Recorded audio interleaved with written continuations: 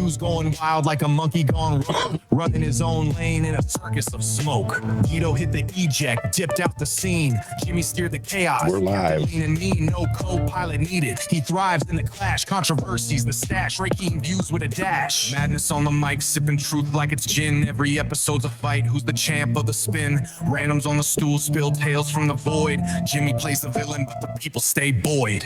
Solo flight, no wingman, just the heat. Questions unscripted, got him squirm in the seat. Joe Rogan whispers, but Jimmy got roar. Clickbait machetes hacking straight to the core. Bar feels alive when the topics get steamy. Listeners keep clicking saying this fool's dreamy. Drama be the fuel, chaos be the plan. Welcome to the MAHD House, hosted by one madman. All right, an evening episode today with Chad Moon. What's going on? What's going on, man? I love that intro. That was some AI music. Yeah, I love it. I gave my throat clear. Jesus. This will help. Got a little Basil Hayden to get us started. Yeah. So, Chad, you're the front man for Bad Juju. That's what they say. How'd that happen?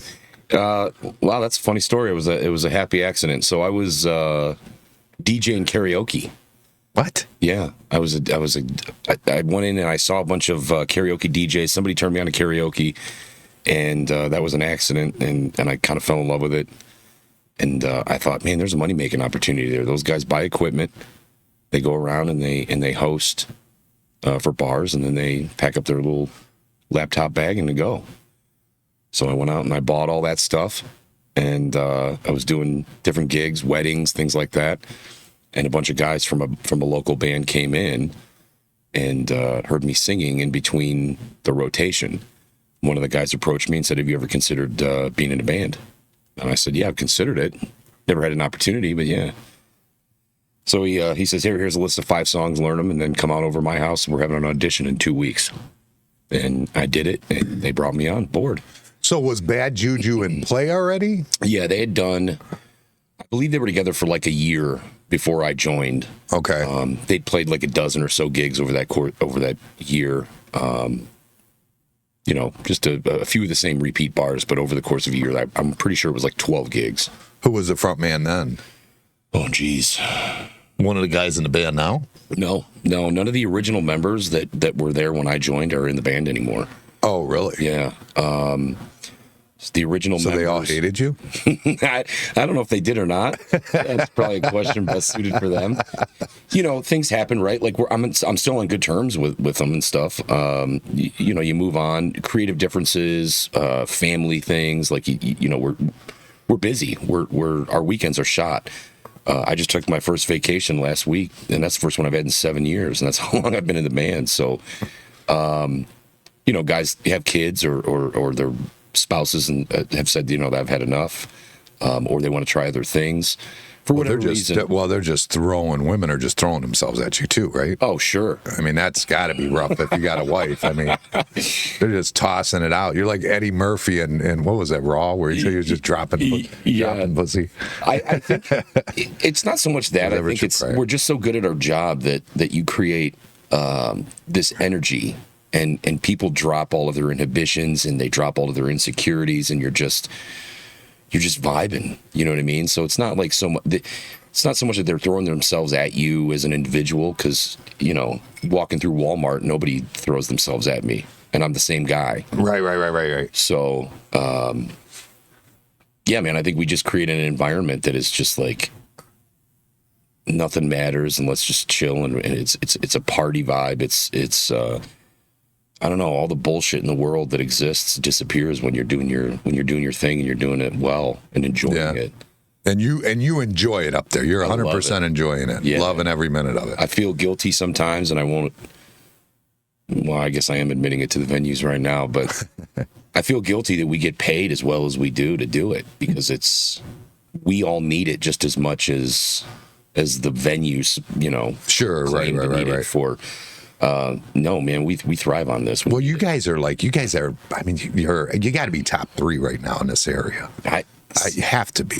I don't know. I mean, in this area, you have to. I mean, when you guys go to play somewhere, you hear about it. You hear a lot. I mean, everybody. It's a buzz every time. Well, I give a lot of credit to to Chuck, our drummer. He does all the marketing. Part of that's him. And the venues have gotten really good at marketing and advertising. So a lot of that's, just marketing, slamming social media.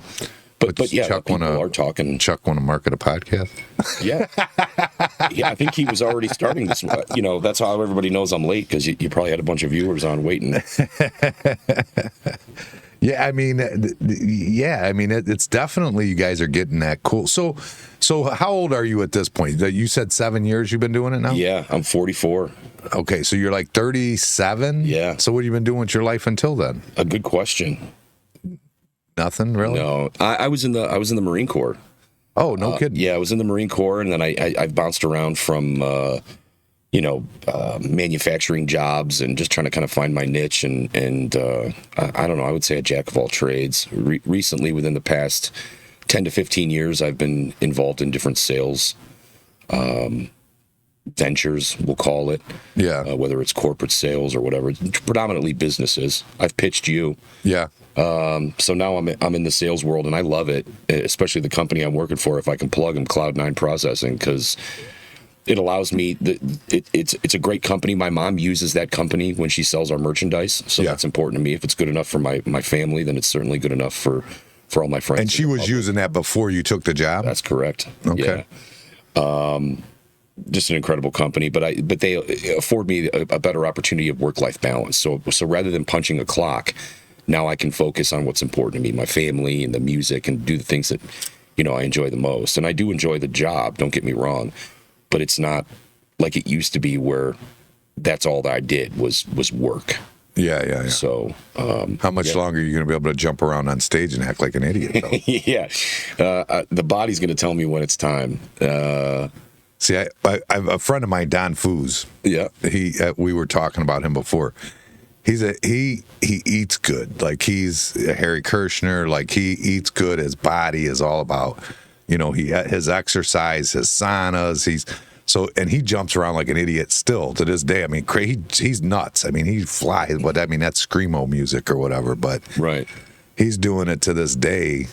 But man, I would think under normal diet, normal life, and normal circumstances, I don't think that's possible. I don't think. Yeah, I'm not healthy, I can tell you that. I mean, here we are at 5:30. I guess it is after 5, so we're good. We're drinking bourbon and smoking cigarettes. It's, I don't feel old, but I am tired as shit when we get done. Sure. Oh, yeah. I'm sore. I could use a jacuzzi and a masseuse, but we, 12-hour turnaround. We do it again the next day. You probably get them girls to come and massage you if you need them to. Yeah, I'm sure I could. Yeah, I've got that taken care of, I think, at home. I'm gonna get you in trouble here. Right? No. Yeah, man, I feel old, but I think the voice is what's the most important. I mean, like, what I'm doing up there doesn't feel like work. And I don't feel like I'm dragging my guys down. The energy just happens. It's not like we plan it. Right. So all the jumping around and acting like an idiot is really just like me forgetting where I'm at. Right. Dropping all my inhibitions. And we all do it, Dennis is a wild man. He jumps around like a crazy idiot. Chuck is crazy.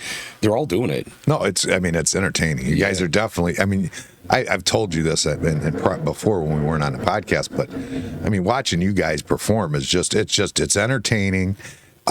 You have a good sound guy. Whoever's taking care of the sound man, the levels are right. I mean, they're just. I get so upset when you go to these smaller bands that are local. Yeah, and it's too much instrument. That's all you hear, and you can't really even hear the vocals. Or you guys are right on point. Good music choices. I mean. Yeah, he is a diamond in the rough. I'm glad you brought him up because, I think without him, we wouldn't. He's a big part of our leap within the past few years. He's very meticulous. He optimizes the sound from venue to venue. The acoustics are important. We're changing tones and we're changing tunings and things like that. And he's on top of it and he's on point. He's maximizing, and he's playing around too. He's experimenting as we go. Certain songs he knows that, I don't like messing around with reverb and delay, probably because I don't really know a whole lot about it, and I just want my voice to be what my voice is. I don't want to right. auto-tune it and adjust it. I want to be able to replicate whatever it is at the next show. but he takes artistic liberties and makes it sound, what to me what sounds the best. So Yeah. he's on top of it. We don't have to tell him anything. He basically tells us. So That's awesome. yeah, he's a diamond in the rough, man. Where'd you find him at? I was trying to think of that, and I'm not exactly sure. I know that our previous drummer, Chris Sticks, introduced us, but I'm pretty sure that a fan, he was dating one of the fans, and the fan insisted that he comes to one of the shows, and she dragged him out to one of the shows, and then he introduced himself to the band from there.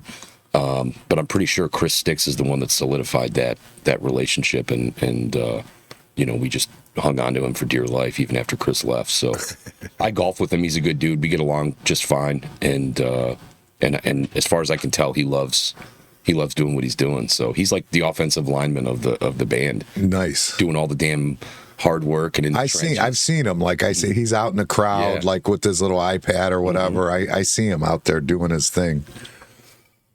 Yeah, he's And you guys are pretty spread out too. I remember you telling me that when we were talking, that you're like, you guys aren't like all from one city by any means. None of you grew up together, nothing. You just kind of collected. So when you asked me about when the band first started, we were all from Lorain County, and we were playing a lot of Lorain County bars.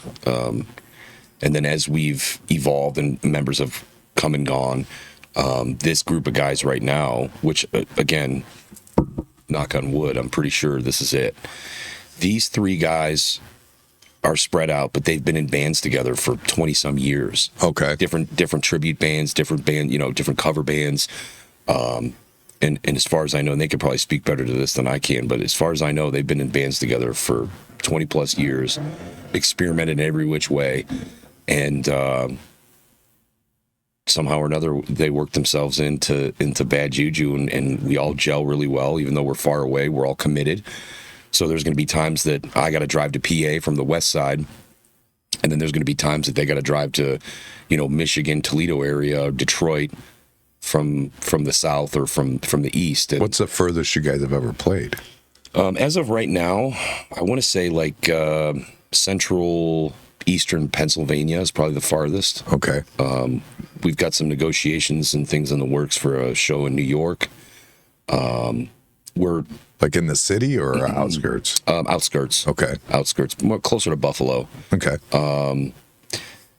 We are actively taking, this is from the business perspective, we're actively taking, Chuck is working on a bunch of things. We're doing a lot of targeted marketing, shooting that promo video all over into some of the larger cities. We're focused on Cincinnati, Columbus. I think we are attacking Buffalo and Pittsburgh and Detroit, if I'm not mistaken. So, we're trying to expand our footprint. And over the next 6 to 10 weeks, I think we've got some releases going out to those cities. Nice. Yeah. So take some Cleveland to them. Yeah. Yeah, so what's the dream? What's the end game that you hope for or you pray for? I mean, I guess it's always Man, that hit, right? Yeah, that's a good question. My personal goal had always been to get on the stage of Rockin' on the River. And we did that. We were openers 3-4 years ago. Okay. And it felt awesome. And then my dream or my goal, my individual goal, immediately changed to I want to headline that thing. So some of the marketing, some of the music that we do, some of the way that we were promoting ourselves was kind of geared towards accomplishing that for me. Again, when we first started, we were kind of a hodgepodge band, a typical bar band, right? I thought we were solid, but we were playing shit from the 70s, 80s, 90s, B-side stuff, nothing that's, we were good, and the people that saw us enjoyed us, but it was like, you felt like we're not going to get outside of a bar. Right. And I didn't want to become a tribute in the sense that we were going to do one specific artist. And I know this sounds, really, really selfish because it wasn't really all about me, but I'm also kind of like, I was 37. I didn't want to fuck around. I didn't know how much time I had, and it's a crazy market. It's a crazy industry to be in, and it's super saturated in this area. And Cleveland's, obviously the music capital. So I was like, listen, guys, I want to take some risks. I want to take some chances. I kind of modeled myself. Shout out to Disco Inferno. I kind of modeled myself or our plan to what they're doing. I'm like, these guys They've can been doing it a long time. and they capture a genre, Yeah. not a specific artist. I wanted to do that. I wanted to be able to have a little bit of flexibility in what we do, because the goal was always for me to bring in some original music. And it would be easier to do that if you had a genre as opposed to, if you had a sound as opposed to, I only play Journey. I only play. Right. I mean? That makes sense. So, and to get on the Rockin' on the River stage, you got to be some sort of a tribute. So essentially, I cast a wide net. I want to be a tribute, but I want to be a tribute to a genre as opposed to, to an era, really. And that's what we did, and we worked our asses off, and we fine-tuned the set list, and we dropped things that didn't work, and we added things that did work or fit the bill, and just kept plugging away, and grinding it out. And you're playing 80 to 100 shows a year eventually, and you play every one as though you're playing Rockin' on the River. Eventually the right people are going to hear you, and that's kind of what we did, right? So now, as far as our end game, our goal has changed, right? We were fortunate that 3 weeks ago we headlined Rockin' on the River in a rainstorm. Yeah. It started off that way, but it ended up great weather. So if I could just go backwards for a second, I don't mean to be scatterbrained, but I'm sitting downstairs, I'm sitting on the throne, I'm sitting on the shitter, and I get this email regarding an offer for Rockin' on the River, which, again, working my ass off for 7 years, and we're very, very grateful to have opened at Rockin' on the River 3 times. Okay. But I wanted to headline it. And I knew it was a extreme reach because no local band has ever done it, and I don't think a cover band has ever done it. I'm almost positive a cover band has never done it. So I get this email, dude, I'm crying and shitting. You know what I mean?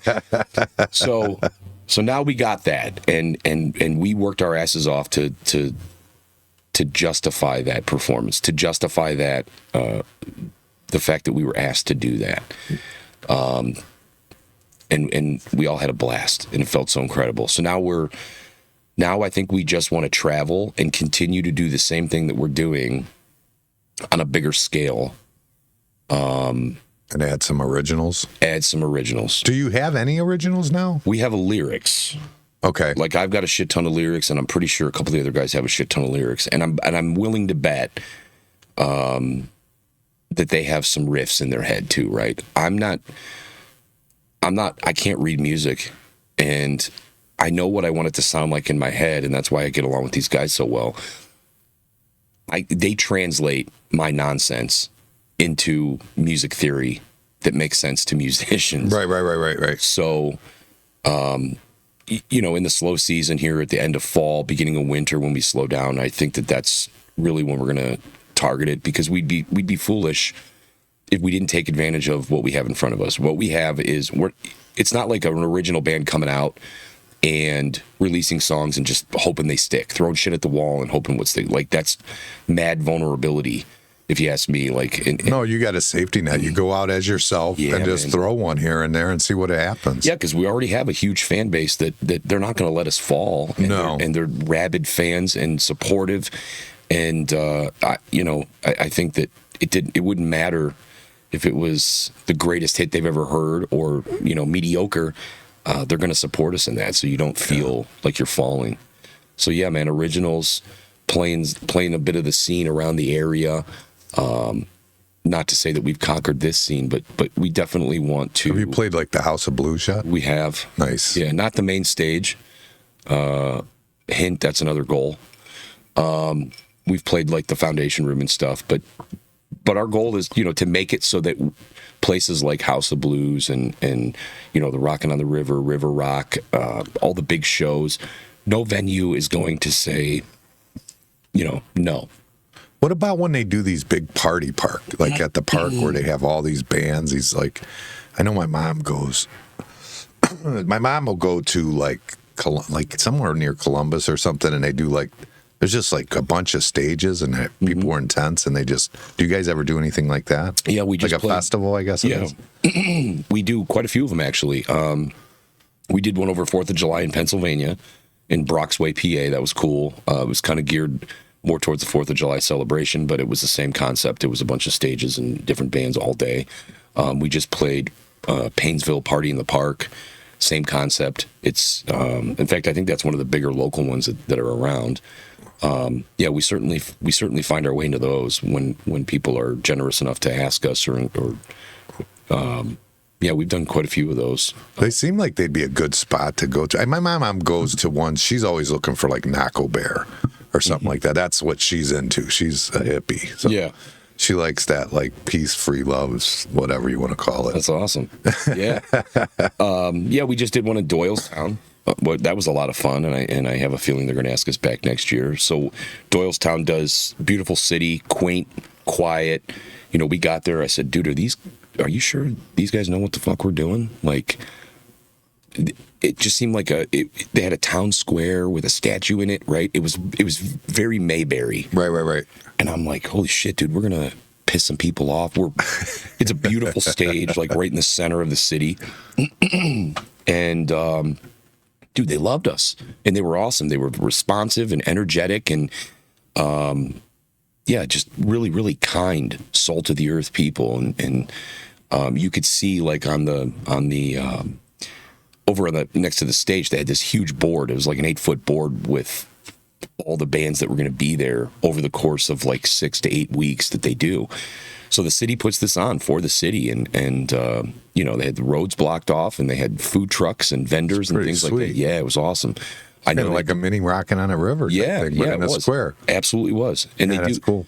You know, Port Clinton has one that they do all throughout the summer. I mean, they're everywhere. It's And- got to be cool because you're always going somewhere where everybody's always in a good mood and ready to, like, just hang, dance, party a little bit. Yeah. That's kind of a cool vibe. Like, that would be cool. I come here and, you know, sometimes they're drunks, sometimes they're fun drunks, sometimes they're mad at their old lady drunk, you know? Yeah.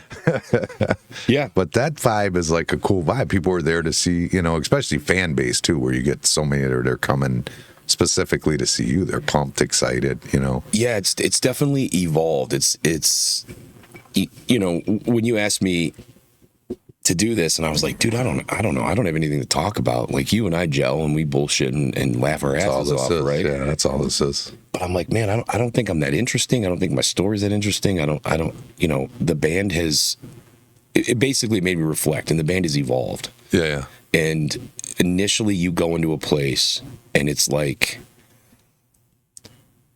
I don't know, neutral. You walk into a bar and they're there to drink and blow off some steam from the work week. They have no idea what's coming band wise. They, in most cases, they'd probably just assume listen to the jukebox. Right. So you walk in there and it's your job to lasso their attention and kind of grab them and shake them and get them out of the work funk and get them out of the work week, or get them out of, you know, your wife pissed you off or whatever. Like, dude, let's just listen to music and jam. And now, yeah, you're right. Now you go there and it's more like a concert. Yeah. Which can be daunting at times, don't get me wrong, because now you have expectations. Before, you were going in and it was completely unknown. And now you have expectations, and there's pressure, and there's, you know what I mean? Yeah, you got to put out. It's great. You got to do it right. That's the way it's got. But I'll tell you one thing as I'm listening to you. Make bigger goals. Yeah. That's if I had one piece of advice just from hearing a little bit I've heard from you, Yeah. you're going to get your goals. Yeah. Make those goals bigger. Yeah. Because you're going to get there. I'm certain of it. I'm certain of it. I appreciate that, man. Yeah. Yeah. I mean, you guys jam. I mean, I make bigger goals. Yeah. The hell with the rocking on the river. Let's get to the Grand Ole Opry, you know? Oh, shit. Let's do it. I mean, I can't. Again, I know it seems.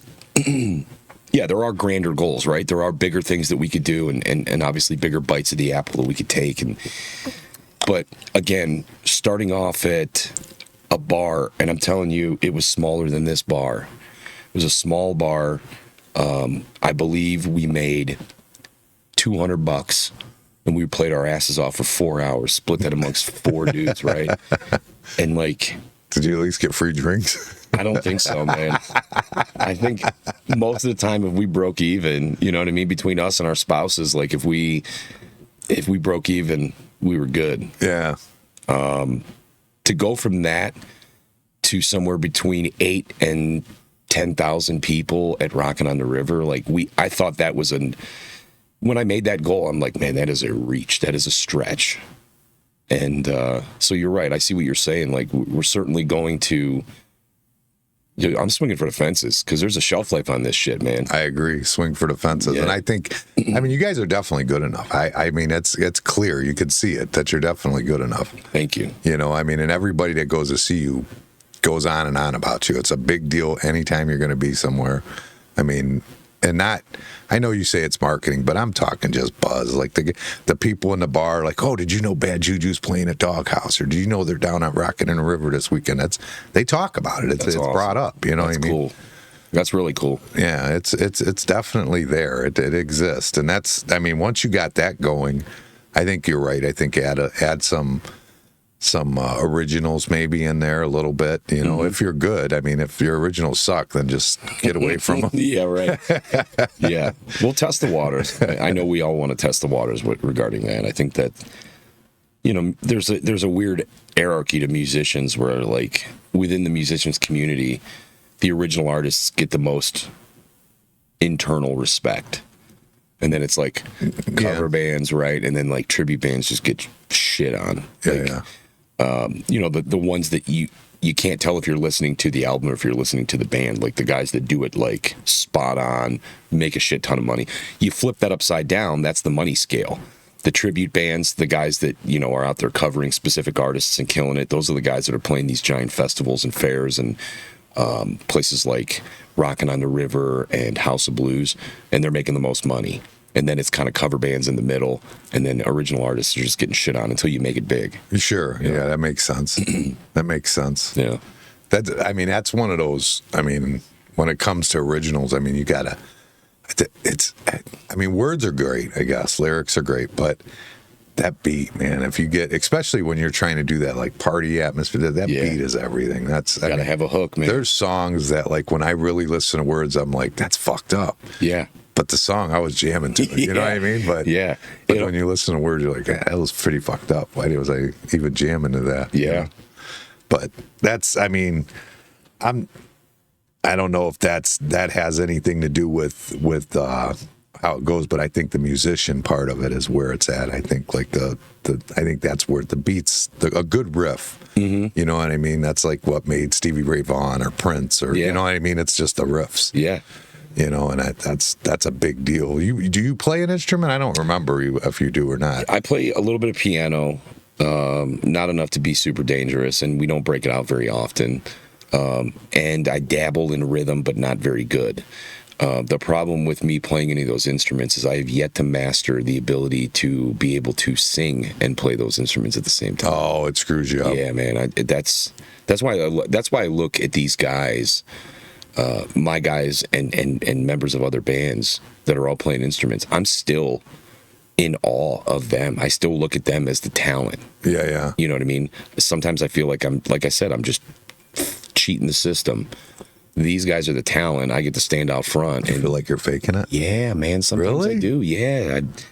It feels. I could see that. I could see that, how that happened. I could see that. I mean, I do put my own creative stamp on things, right? And that's where I go back to the language, where I'm like, hey guys, I want to try this. I want to do this, and I can't speak to them in. I wouldn't even say music I go school class. I understand theory, but I don't speak to them in theory term. Like if I say E chord and then they just move their finger shape and they're like, yeah, this is an E. I can't do that. I wouldn't know that. You could play that all day long and I wouldn't be able to guess what note you were playing. Okay. But if I'm like, dude, we need add an extra kick here or add an extra cymbal here, or hey, play this riff, but let the bass drop out. I want to hear what it sounds like. Or I want the people to sing along, so I want you guys to drop off, and we'll just have a kick here.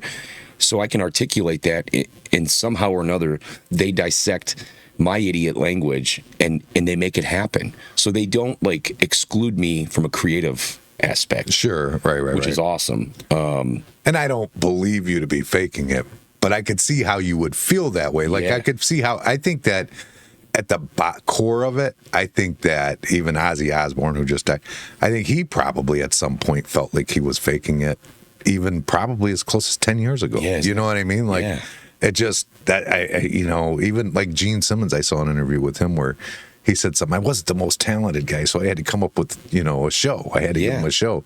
I mean, so I get it. I mean, it don't matter how successful you are. Yeah, you can feel like you're faking it. I get that. Unless you're some egomaniac or whatever. I mean, that's a little different. But I think that insecurity or that lack of self-worth is what keeps you driven. Probably. I wouldn't disagree with that. I would think that would be true. That would make sense to me. I'm not an artist. You don't want to hear me sing. You don't want to see me dance. None of that. I have none of this rhythm, nothing. It's not going to happen. It's not a good thing if I've seen you dance, I think. Well, some beers I'll drink. I'll dance. That's probably true. enough alcohol, I'll dance. But I won't be good at it. My wife, her trick is, and she can dance. I've seen her shake it. She's good. But her trick is that she just absurdly dances and shakes and does funny shit. Yeah. So that people don't take her serious. That way she can't be made fun of because she was just joking around. Yeah. You know what I mean? Yeah. That's her little insecurity that she has going on. That's smart. I like it. That's a good approach. You still get to feel all those endorphins flowing around. Yeah, you still get to dance, have a good time. Doing the Carlton or twerking or whatever. The Carlton. That's hilarious. The Carlton. So what's the biggest venue then? That's it right there? Was the Rockin' on the River? That's the biggest you've done so far? As far as quantity of people and the reach, I think so. We did many years ago, and I wish I could remember when, and I'm sure if I looked back I could, but I remember the show very, very clearly. We opened for Hinder at the Odeon. Oh, wow. I was in good with one of the sound guys over there, and he says, hey, man, we got an opportunity. They took a lot of artistic liberties over there, too, and gave a lot of local people shots, right? So there was a couple of original kind of bands. what they were known for, their whole, I think so, yeah. And I was fortunate enough that I think he worked at Guitar Center, and I was buying shit left and right, both for DJing and for the band. And he said, hey, man, you guys are doing pretty well. I don't think, we certainly weren't where we are today, but we had just kind of stepped out of the bar band mentality. And he says, you guys are getting some notoriety. Like, you want to take part in this show. Hinder's going to be performing. And I said, hell yeah, what do we got to do? And he says, I'm giving carte blanche to sell tickets to 4 different bands. Whoever sells the most tickets, they're going to open direct for Hinder. The other bands are just going to be there in the, the early part, like opener. Right. And I'm in sales, and I wanted it. So me and the guys, we went to work, and our fans are so supportive that we by a landslide got that one. I think our pay was determined based on ticket sales too. You know what I mean? Oh, so, nice. Yeah, that's nice. Which we could give a shit less about at that moment, but we wanted to open for Hinder. So we got to meet the guys. We got to meet the guys. They were cool. They were, we're a cover band, right? So they were respectable, or they were respectful to us, like as people in the trenches grinding it. But they were looking down their nose. You gotta believe they were. They didn't act like it, but you just felt like so douchey around them when you know what I mean? I don't know if you're wrong. I don't know if you're right, because you got to remember, they were probably there too. Yeah. I mean, at some point, they were doing the same thing you're doing. I mean, that's the grind, right? That's true. Yeah. And they probably, just like you, feel like they're faking it a little bit. Like, yeah. You know what I mean? They probably do. And that wasn't I don't think that was the original frontman either. Yeah. So he probably had just as much insecurity about him too. But no, they were cool. And it was a bit of chaos, right? So like there was like 15 minutes. One band gets done, you've got 15 minutes to get your shit up there, get set up, and get ready to go. And of course, all of Hinder stuff is all backlined. Like it was all there all day. They're in the tour bus, smoking and joking, and getting ready for the show. And it was kind of like this weird senior prom vibe, in the sense that it's this big, giant fucking room, and people are going outside to smoke. There's a couple bars in there, but nobody's really hovering the stage. Yeah. So they got those barricades just right in front of the stage and a couple security dudes that are posting up. And there was a few guys leaning on the barricades that were supporting those bands in the beginning of the day. But for the most part, there was just no energy. You didn't feel anything when you didn't feel what I thought you would feel walking in that place. And Right. So, and I'm not saying this was all us, but Kind of was. it kind of was, right? Yeah, fuck that. It was us. Because I walk in there and I'm like, dude, I don't know if we'll ever be on this stage again or ever have an opportunity like this again. I might go outside and get hit by a fucking car tomorrow. Right. So I don't give a shit. I'm gonna go balls out. My guys know that I'm going balls out. They're gonna join me in going balls out, and we're gonna go fucking nuts. And we're gonna act like they're all there to see us. So the cool part is, lights go off. We had all of our shit planned. We our set was prepared. We knew we only had 45 minutes to just blow their fucking heads off, and we did. So much so that when you looked out, you saw a sea of Bad Juju shirts. Nice. Right? So we went balls out. Probably those shirt. The manager, their stage manager, radios down to or their tour manager radios down to the stage manager and says, "Hey man, these guys did a great job. Get them off stage." Because that's the first sign of life that place had seen. And Hinder was like, fuck this. We got to go. We got to go out there now. They're pumped. Right. So we had our last 2 songs cut off. We didn't get to do them. That's a good sign, though. Initially, we're all bummed. We're pissed. We're like, fuck Hinder. Fuck everybody. Like, this is bullshit. This was our moment. Right. Now we look back at it and we're like, you know what, dude? That's a byproduct of us fucking doing our job as an opener. Right. Yeah, you killed it. You Yeah. got them right where they wanted, and People they were were like, pumped. they got to go now. Yeah. So They were afraid you were going to fuck it up. yeah, right. They didn't want everybody to leave after we were done. I don't know, but it was cool, man. And Hinder killed, and we killed. We had great conversations with them after the show, and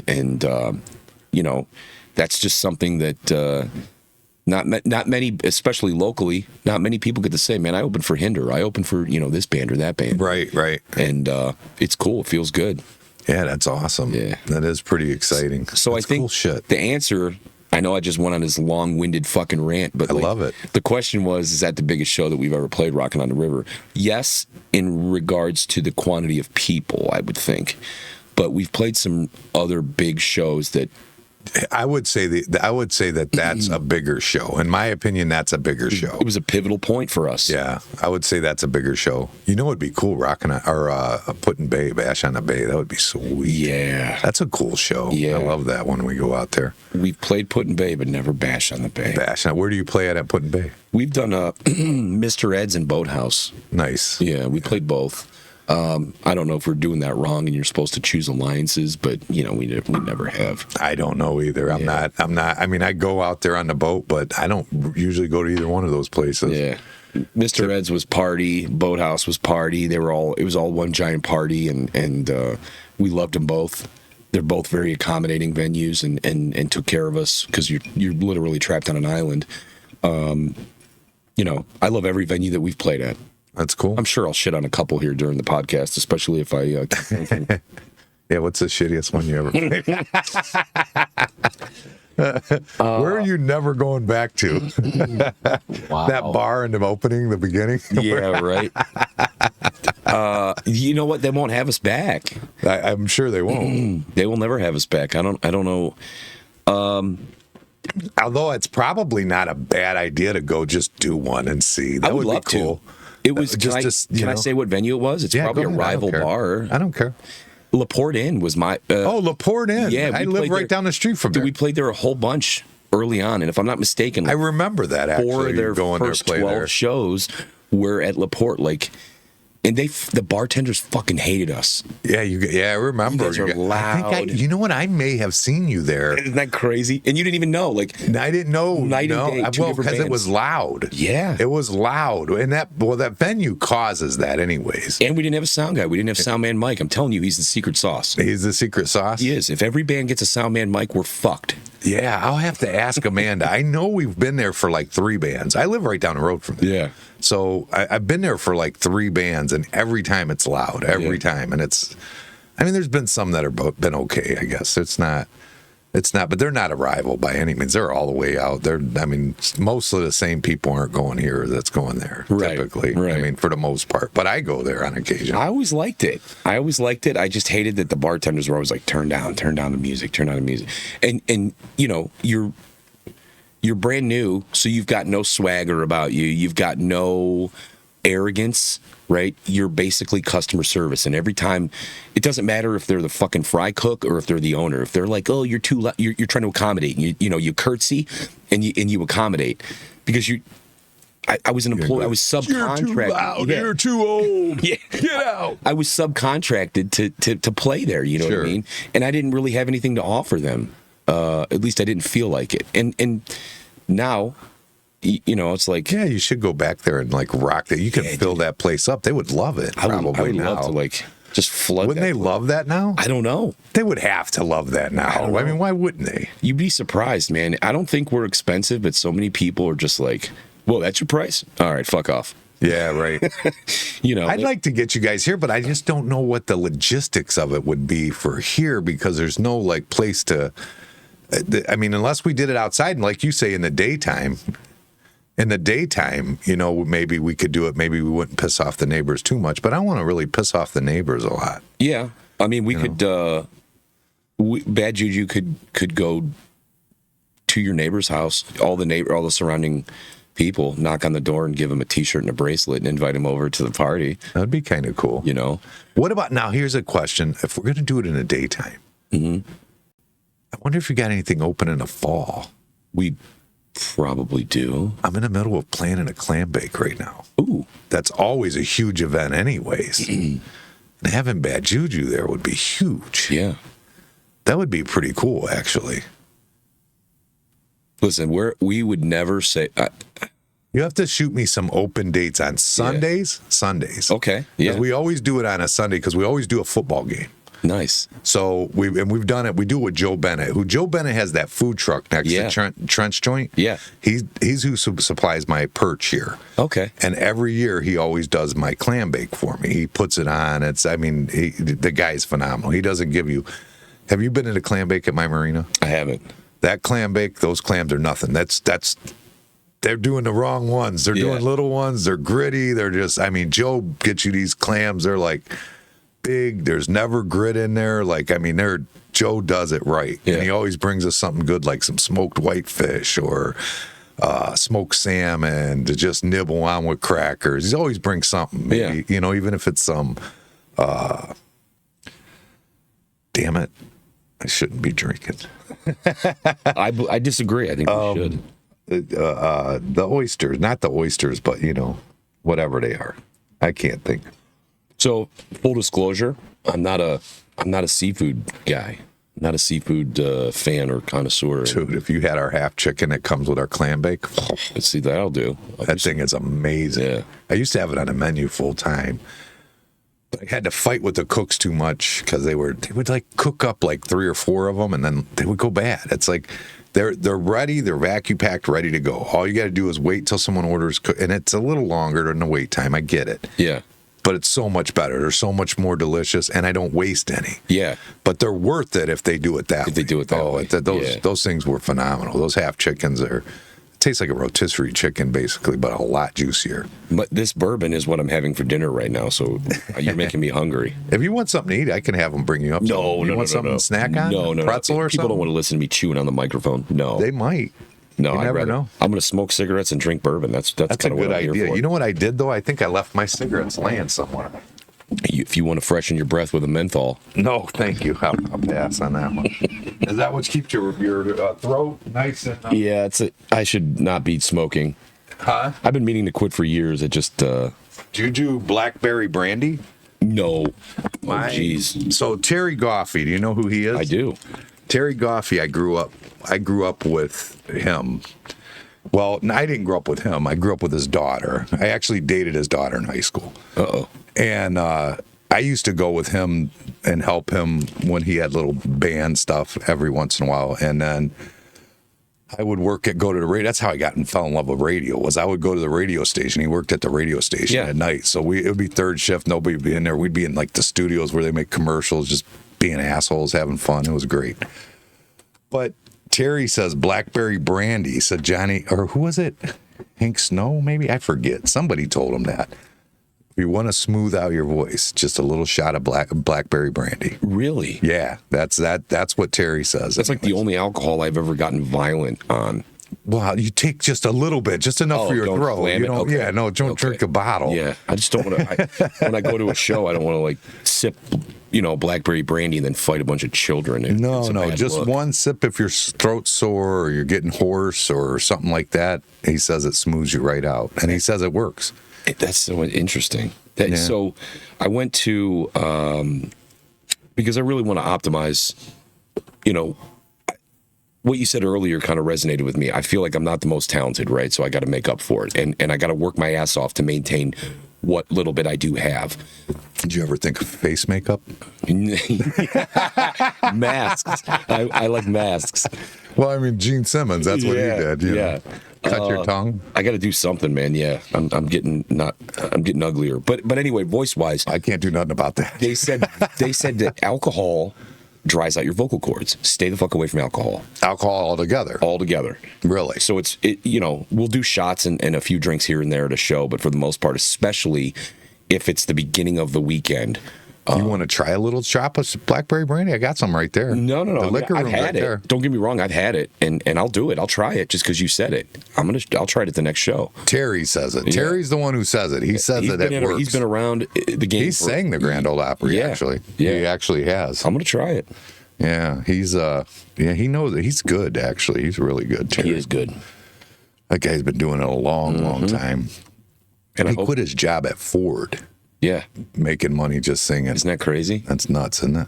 And that was before social media just exploded.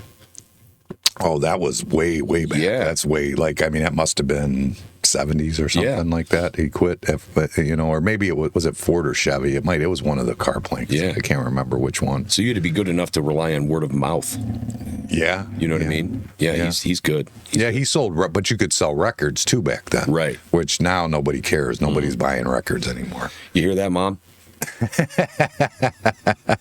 guys sell CDs or no? She's up my ass to sell. She does all of our merch, right? So I bring my mom to every show. She sells our merch, and she's up my ass. She's like, you got to do CDs. I'm like, Mom, I don't even think people have fucking CD players anymore. Like, I don't think they do. No. I mean, cars don't even come with them anymore. No. Nothing. No, I don't know of anybody who has CD play. MP3s. That's about it. Yeah.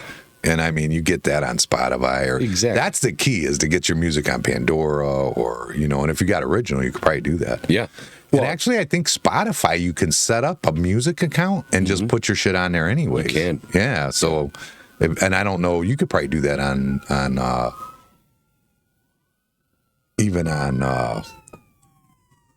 covers, right? Yeah. Yeah. So, I mean, that would, Do you guys do that or no? We haven't. I know that Soundman Mike has done some stuff on SoundCloud. Okay. If I'm being totally transparent, I don't know enough about that,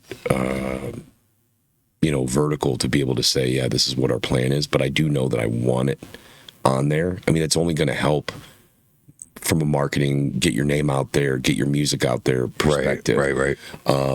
He's put a lot of our stuff on SoundCloud, and then we'll throw that on different social media platforms, and it gets a lot of views and listens and good feedback. Nice. I don't know how much editing Mike is doing. Probably more than I'm even aware of. Yeah. But for the most part, he'll record what we're doing live.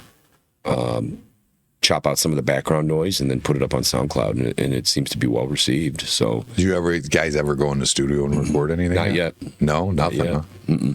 Where do you guys practice at?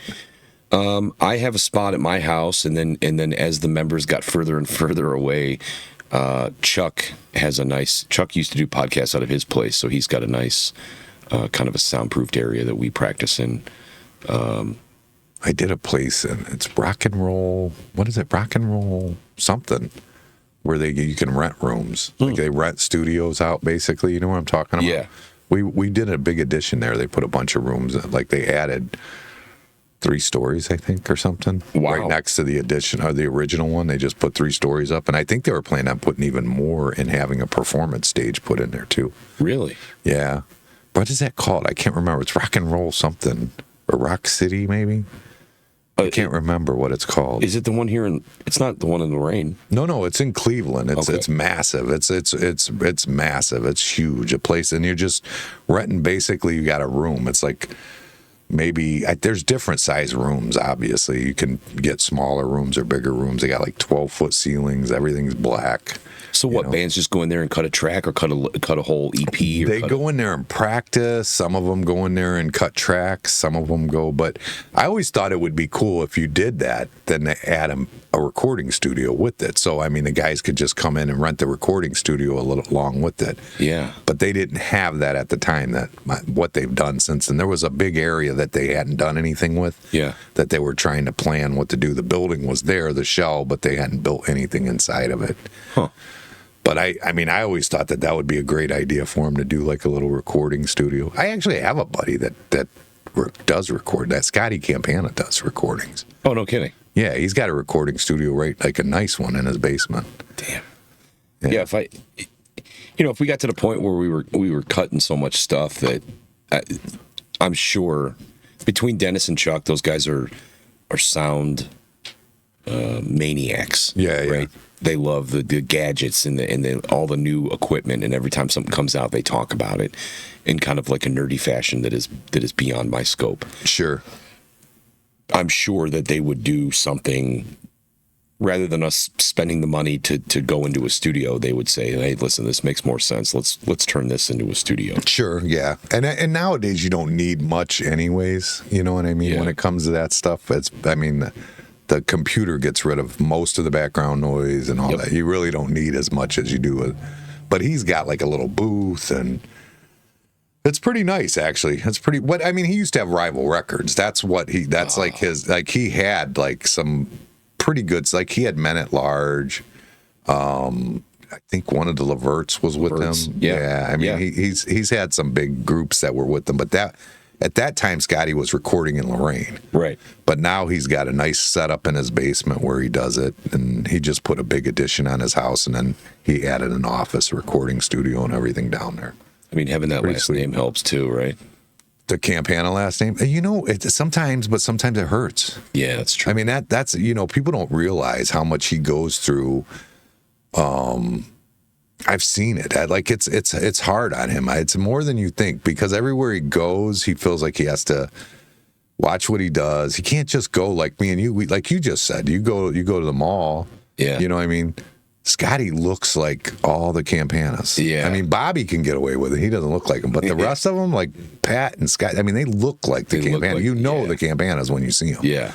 And it's just always an issue. I mean, not always an issue, but it can be. That's interesting, I guess. And then he's always worried that somebody's trying to overcharge him for stuff. I mean, like, he knows who I am. I mean, he's always in the back of his head.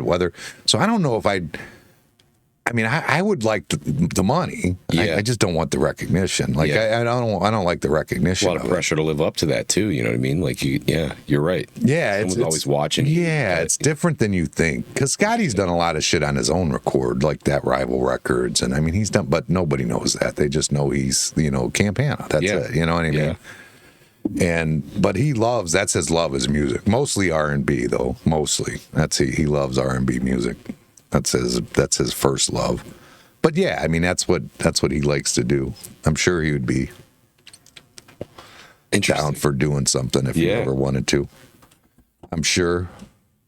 But he also had a website too where they were selling beats too. Mm-hmm. Like people could upload beats. Yeah. And then, or was it beats or just riffs or what? I don't know. Both. Is that what it was? Both. Yeah. Yeah. Kind of like what Trent Reznor does. You know what I mean? Like he'll create a riff with Pro Tools or GarageBand or whatever the hell platform he's using, and then sell it. Yeah, but his is different though. His is like it's like you can go put your riff on there for free. If somebody wants it, then it can be negotiated at that point. You know what I mean? It's there. They can sample it, but they can't use it unless you negotiate something out. Yeah. So everybody can go and listen to all the riffs, and people can just put the riffs out there. So it's kind of the way it was. Yeah. I think that's going to be gone now that AI is here, though. I don't think that's going to be. AI just will make you whatever riff you want. Exactly. It's pretty amazing. Yeah. It's, that AI is changing the game. I haven't dabbled in it until you and I started talking about it, and it's pretty mind-boggling. Have you messed with any other ones? Have you tried any other ones since we sent you that one? Not really. I mean, I poked around for ideas. You know what I mean? Chuck and I had an interesting conversation regarding it, and he said, I'm down for utilizing it for ideas. But if we're going to put our name on something, if I'm going to put my name on something, he wants it to be predominantly his idea. So if we're in a spot where we're stuck and creatively, we've got writer's block, or we've got the equivalent of writer's block as it pertains to putting a riff together or putting an original, then yeah, he's open to dicking around with AI.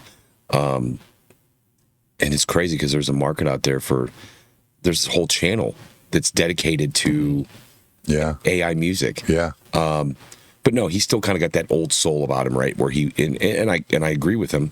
I don't want to become bigger or all of our original be dependent on the computer. I think that there's more of it going on right now than you know. Oh, I bet. I would bet that some of the biggest hits that we're dealing with in the last year were AI produced. I'm not saying all of them, but I think some of them certainly were. Yeah, and I believe that.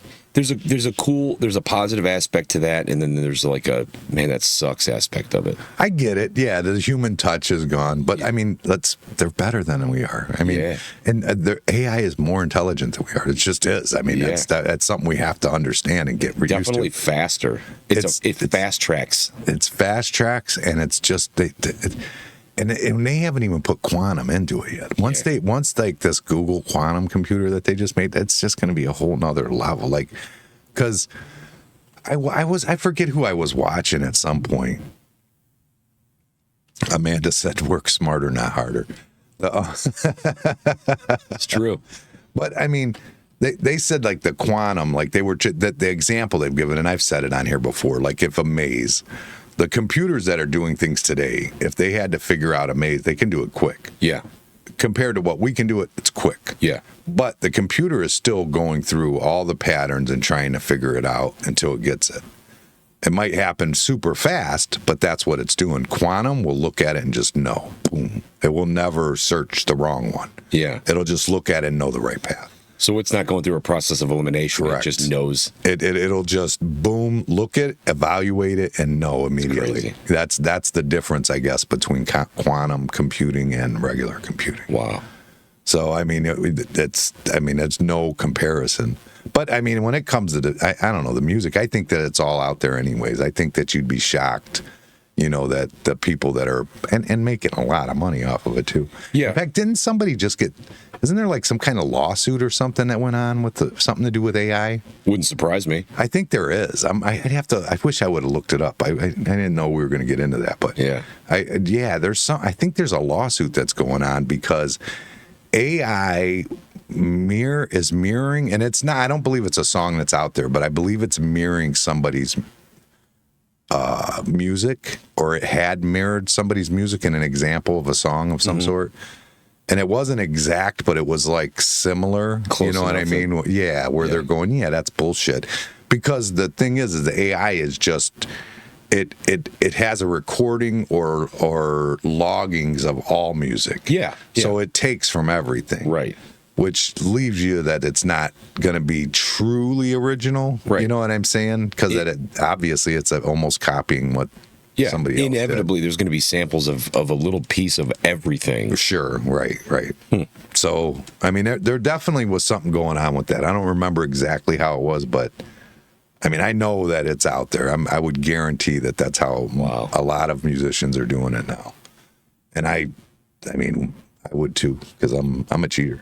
It wouldn't surprise me. I mean, again, it's definitely a shortcut. You're fast tracking. But for like a guy like you that well, maybe not your buddy, but is he the drummer you said? Yeah, Chuck. Not Chuck. Not for him maybe, but for like you're doing all these covers anyways. I mean, it's about the performance that you're putting on. I mean, where's the song came from? Yeah, I mean, Means less. There's definitely arguments to be made for both sides, right? Right. To Chuck's point, he's right.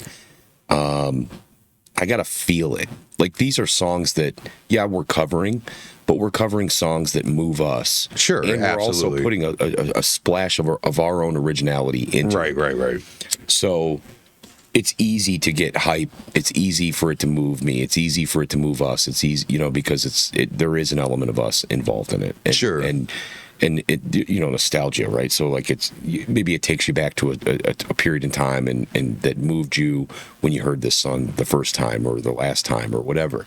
And so I think that's how we're able to put into our performance. That's how we're able to put so much feeling into it. Yeah. And I can see that his trepidation, and we might lose that if we were just doing AI generated stuff. Well, yeah. I mean, you don't want to purely do it. No, Yeah. I agree with that. I would agree with that. So we certainly wouldn't want to copy it, Right. but I'm not opposed to a little bit of a shortcut, especially when we hit a stumbling block or we're jammed up and we can't, we're having creative issues or why not? Yeah, I don't see why not. Yeah, And I feel like he's in the same boat. Like, we don't want to be completely reliant on it, but we also don't want to go the long, super, super long way around. We're too old for that shit. yeah, no, I want to just hit the AI and go on vacation, come back and jam out. Exactly. Yeah. Let's go get this out. Let's get it out as quickly as we can. Yeah, let's get this done and go on vacation. I got shit to do. Right, exactly. Huh. Who's your guy? Who's your number one? Like, who's the artist you really love the most? That I enjoy covering the most? No, just you. Like, who are you in love with? Ooh, Pearl Jam, man. Eddie Jam. Vedder, yeah. Classic Pearl Jam. Yeah. Not to shit on Eddie Vedder because everybody evolves, right? But the stuff that he's doing now is not quite as moving to me as the stuff that he did in the 90s and early 2000s. So you're gonna do drugs. You got to do some drugs if you're gonna really take it up. You're probably right. I should. I'm such a the bitch. Greatest are drug addicts, man. Yeah. Every time. I'm such a bitch when it comes to that, dude. The greatest are drug addicts. This is my drug. If I'm being honest, like I've always been. I don't like being completely out of control. I'm kind of a control freak. Yeah. So it's very rare that I'm shit-faced, and it's even more rare that I'm under the influence of something else. Especially on stage. Right. Well, yeah. Especially on stage. I wish I could. It sounds cool in theory. I mean, it's not cool in theory, but I mean, the greats really were fucked up while they were doing shit. Well, they really opens up aspects of your mind that aren't open. Yeah. During your normal day to day. Yeah. So I can see that. I mean, do you watch that Ray Charles or that movie about him or Johnny Cash? Cash. One actually. Yeah. Dude, I'm a hippie at heart, so I believe in that. Yeah, I would love to. In a perfect world, I'd love to do some peyote and come out with a bunch of AI, blow AI out of the water.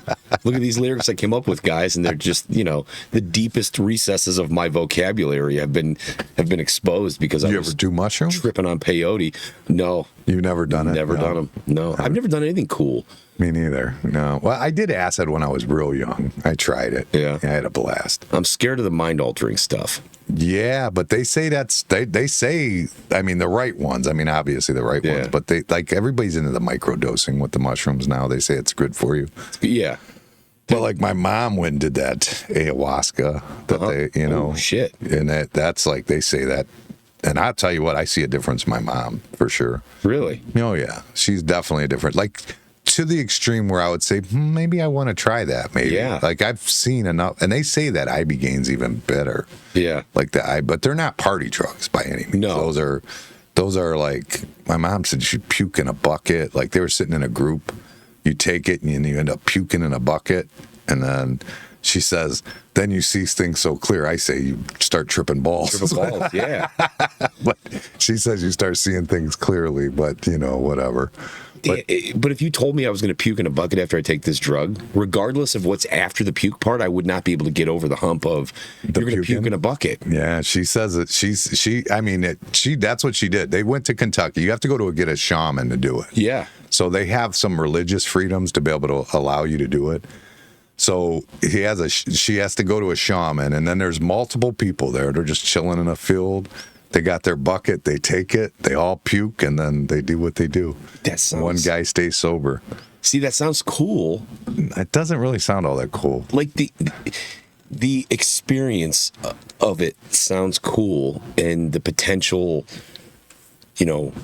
awakening of something that you weren't even aware existed. That sounds cool. I feel like my mom, personally, I feel like it solved any problems she had, issues, things that were haunting her for years, her younger years, or my dad, all those things. I think all that got let go whenever she did that. I mean, it feels that way. It really does. It really feels that way.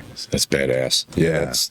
And it's probably a hell of a lot cheaper than all the years of therapy that aren't ever gonna. Yeah, and my mom's a hippie anyway. I mean, she's smoking pot her whole life. Yeah. Like, I mean, asking her to do something similar to that really wasn't a stretch. Yeah. I mean, she's not a drug addict by any means, but she'll smoke Free pot.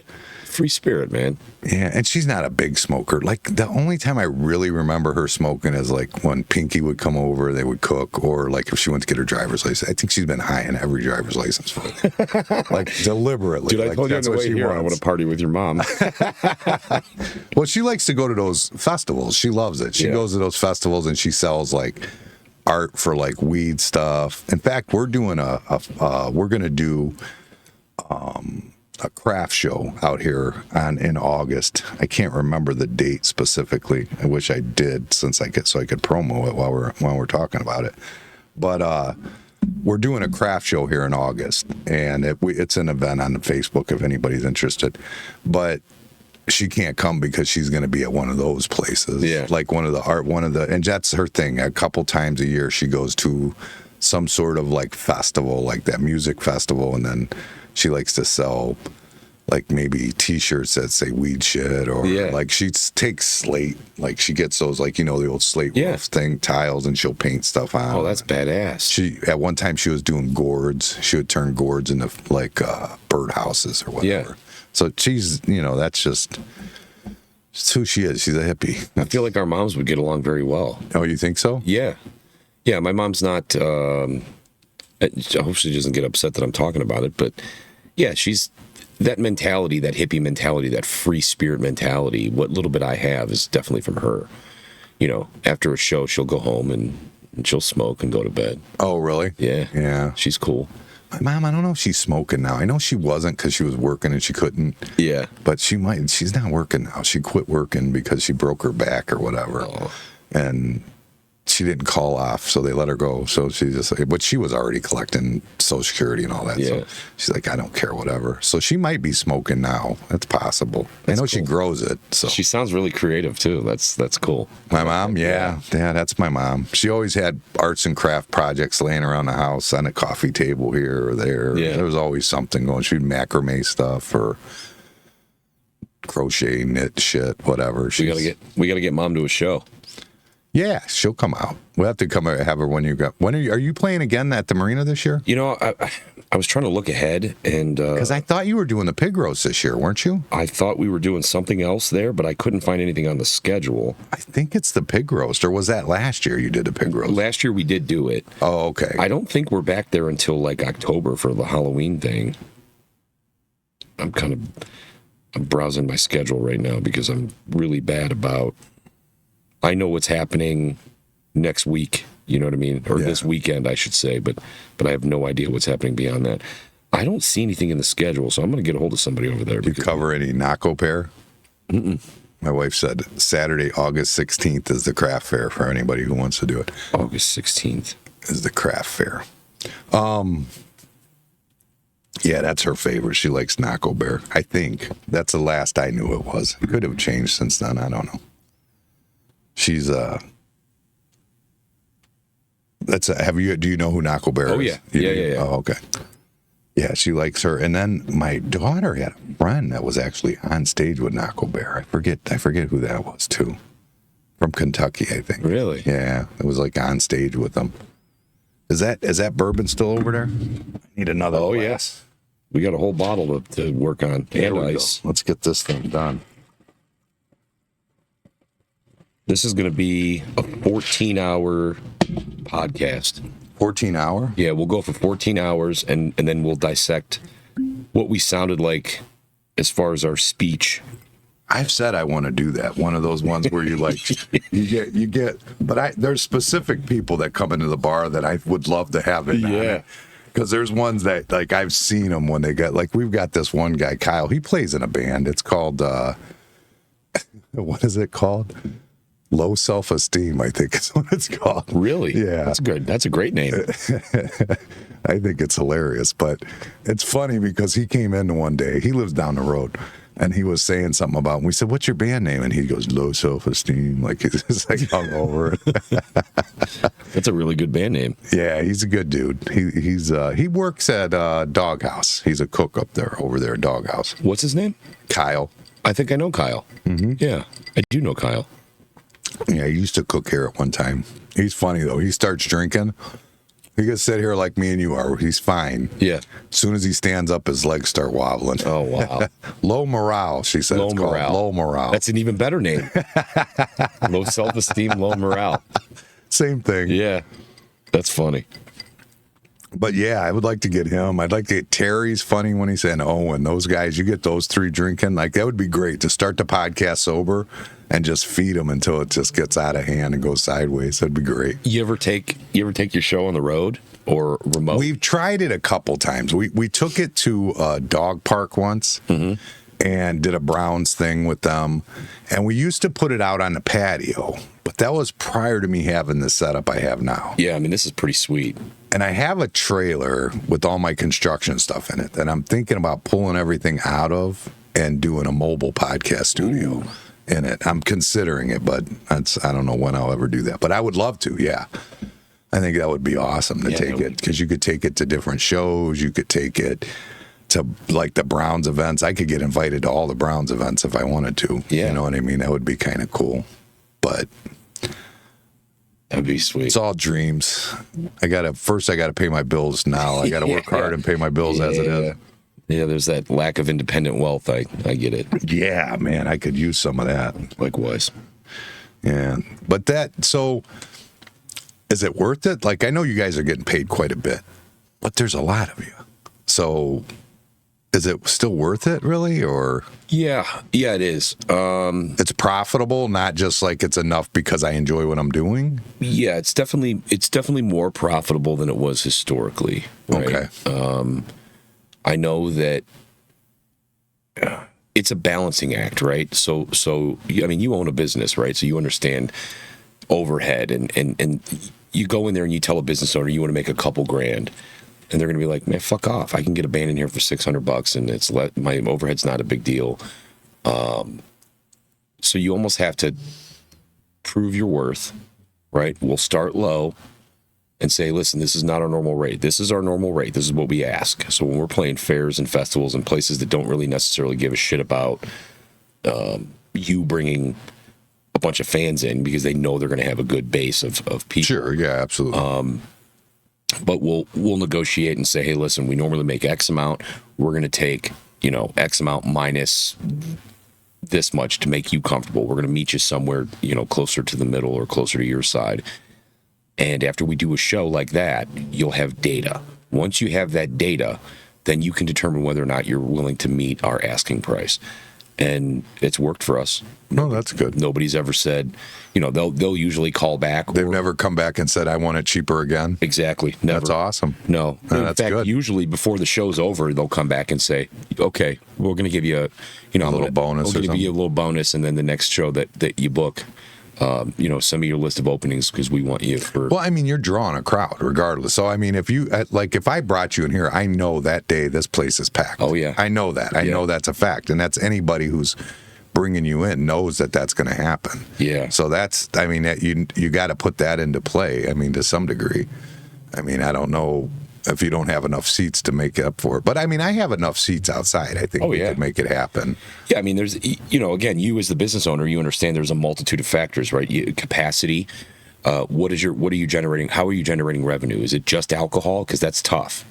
If there's food involved, and we can bolster those sales numbers with food sales, that helps. Yeah. I don't know. Alcohol's where the money's at. It is. Yeah. And listen, our people are drinkers, and we promote it, and we love to do, toasts, and people are always buying us drinks, and we know that's going to the sales dollars. And yeah, long story short, it is profitable. We're not trying to get rich, but man, would it be nice to be able to not, we all have day jobs. Yeah, it'd be nice not to have those. Fuck. How creative could you be if you didn't? I mean, again, at the beginning of the podcast, I talked about, you could just get a sugar mama. Oh man, I'm looking for one. I think we all are. None of our spouses care either. They're open to the idea. Yeah, my job, I'm fortunate. Like I said, it's a great work-life balance, and they're not micromanaging me, and they know that even at shows I'm working. Like, yeah, absolutely. Not just 100%. Yeah. So yeah, that's pretty awesome. So who's your favorite to perform then? Is it going to be Pearl Jam then? Yeah, I think so. Pearl Jam. What's your favorite song to perform? Oh. I've always liked Lightning Crashes was always my favorite song. That's a live song of the 90s. I don't know why. I think it just resonates with me if you look deep into lyrics and the meaning behind it and everything else. And so I really enjoy that one because it's a crowd sing along, and it's very dynamic within the song. So that's one of my favorite ones to perform. But as far as Pearl Jam goes, damn, dude, I love Alive. Gets me fucking hyped. I don't know why. Yeah. Just the way we play it, the structure of the song. The video that's going around there, I think it's in our promo video too.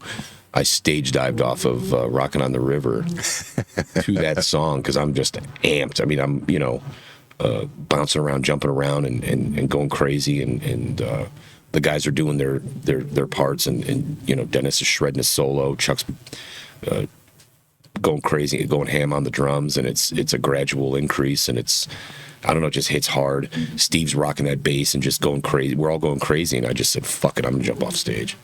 How many times have you done that? Once. That's it? One? Yeah. Was there a moment where you're like, I hope they fucking catch me? Yeah. Yeah. So full disclosure, I did tell a couple of the bigger guys that were out there, buddies of mine, some bikers, and I was like, hey man, if you guys could just concentrate yourself up front, that'd be great. I'll find you. Stay together. Did you get groped? No, I didn't get groped. I actually was. I've heard that's happened. That happens a lot. I heard when you stage dive. That's when groping goes on. I mean, if somebody caught my nuts, I didn't recall it. I was more concerned with. I think I hit my sound man was over there, and I'm pretty sure I hit him. But there was a sweet little old lady that was sitting up front. You crushed her? I'm almost positive my thigh hit her like right in the face. So when they put me down, I ran back up stage. I finished the song. We started the next song, and during the instrumental part, I walked over to the front of the stage and I knelt down to make sure that she was okay. They didn't give a fuck. She was totally cool. She was like, "That was awesome. High five." I don't know, it was a cool moment. I'm scared to do it again. I was scared to do it when I did it, not because of my personal safety, but because we're playing Rockin' on the River, and there's liabilities and all kinds of weird shit that you got to worry about. And I didn't ask permission. I wasn't going to ask permission. I wasn't going to tell anybody because I didn't want them to tell me no. Right. But I knew in my mind, like, if this is going to go the way that I want it to go, I'm going to do it. Do you guys have to have insurance at this level? No. No? No. So the venues have to. The venues do. Yeah. Yeah. So they probably would say no. Well, so I thought we were going to get in trouble, and at the end of the show, before we went back out for an encore, one of the guys that is top dog and running it, he says, "Hey man, not only are you guys the first local cover band that's ever headlined, you're the first person in 15 years that's ever done a stage dive. No kidding. And I was waiting for him to scold me, and he goes, that was fucking awesome. Yeah, it was cool. Yeah, that's pretty sweet. So one time you got one Did it in. once. I did it. It's like kind of like like I mean, if you're gonna be up there jamming out rock and roll, I mean that's it, right? Like that's cool. That's Dude, like a home run, right? Yeah, it was like an out of body experience. It sounds so cliche, but it was. It was. I don't know, man. I floated. I'm sure I didn't feel that way to the guys that had to catch my fat ass, but like it felt cool. So the next day we played a show, and we're on flat ground. We're playing in front of it was a campground or something. I think it was like big party they do at a campground, a cookout in a campground. And I bet you there was about 800, 900 people, but they were spread out so far that it didn't feel like that. But it was a cool vibe. It was a cool atmosphere. So I'm trying to visually explain how this it was set up. There was no stage. We were in front of like this. Imagine like a golf course clubhouse, like this big haunted house looking thing. Okay. With 4 or 5 steps up to get to it, and then there's pillars on either side. We were at the base of those steps, and it was an asphalt parking lot, but it was like a loop parking lot. So in the middle of that loop was a patch of grass. And it was during the same song Alive, during the same part. I'm pumped up. I'm having a good time. People are drunk. Everyone's screaming and yelling, and the energy's great. And I ran right through those people and stage dived into the grass. But there was nobody to catch me. So it was like a belly flop. Yeah. You got up and did the Chevy Chase? I was still high from the night before, you know what I mean? Like, from the energy of it all. And, yeah, I don't know. You have to get somebody to, like, punch you up in the air, like, like, hey, get it ready and launch you. Yeah. Yeah. I don't know. I'd be afraid people wouldn't catch me at a different venue. But this one was just perfect. And I was more worried about clearing the barricade and landing in the people. Because if I would have fell short of the barricade, that would have been epic fail. Bad. Yeah. That would have been pretty bad. Bad. Yeah, that would have been real bad. Yeah. Yeah, I would say bigger goals. I think you can handle it. I think that the bigger the goal, the better off you're going to be. Yeah, man, there isn't anything that we wouldn't do. What about American Idol? How come you haven't done that yet? Oh, fuck. Dude, you're looking at that George Blue. That dude's going to be like, he's going to be a rock star. He's going to be, I mean, he's gonna go straight to the top. All right, so no question. So here's why I never did American Idol. Okay. Number one, I'm really, really insecure. I think deep down most musicians are. Probably most frontmen. I don't want to speak on behalf of all of them, but I think they are. There's something inherently missing that makes you go up there and do what you're doing, and keeps you driven and keeps you hungry. Right. So many years ago, before the band, when I was starting to get when people were paying me a ton of compliments when I was doing karaoke. I wouldn't say I got an ego, but I got a little bit more confidence. What was your favorite karaoke song? Fuck, dude, I used to do the complete opposite of what I'm doing now. I used to karaoke Journey. I used to karaoke, like, I had a crazy high range. When I joined this band, I had to train my voice to get a little bit of that gravel, to get a little bit of that rock sound, and I've compromised on a lot of my range, so I can't do it. Like, I would do what's that, Don't Want to Lose Your Love by Outfield. Yeah. I would do like Journey, I would do Foreigner. I did a lot of R&B, Boys to Men and shit like that. No kidding. Yeah. I used to have a soulful, Every Little Step You Take. that's a good one.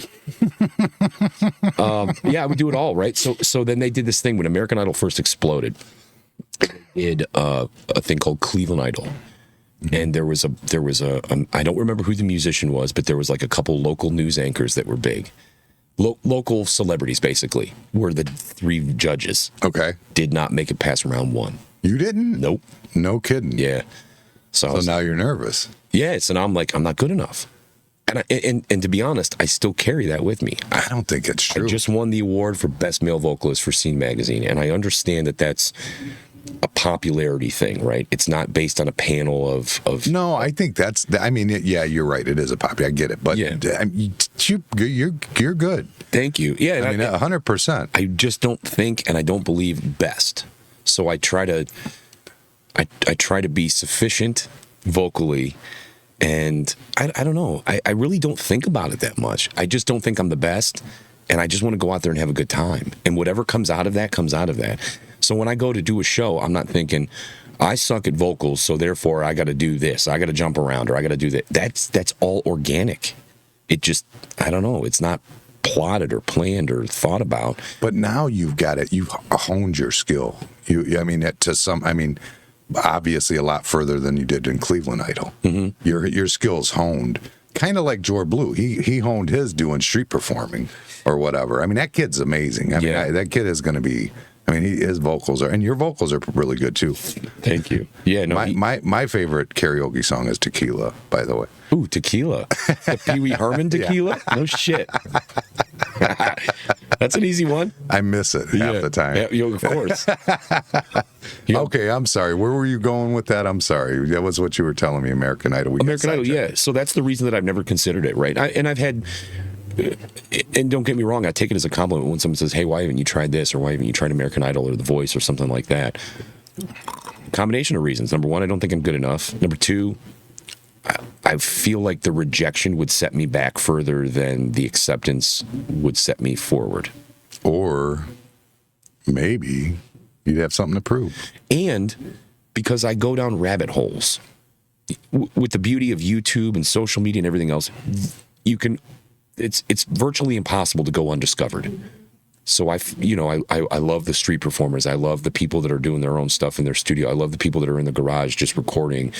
And I go down these rabbit holes, and I guess it's such a big world, and there's so many fucking talented people that I really feel like, just a drop in the bucket, and I'm just gonna have fun doing what I'm doing right now.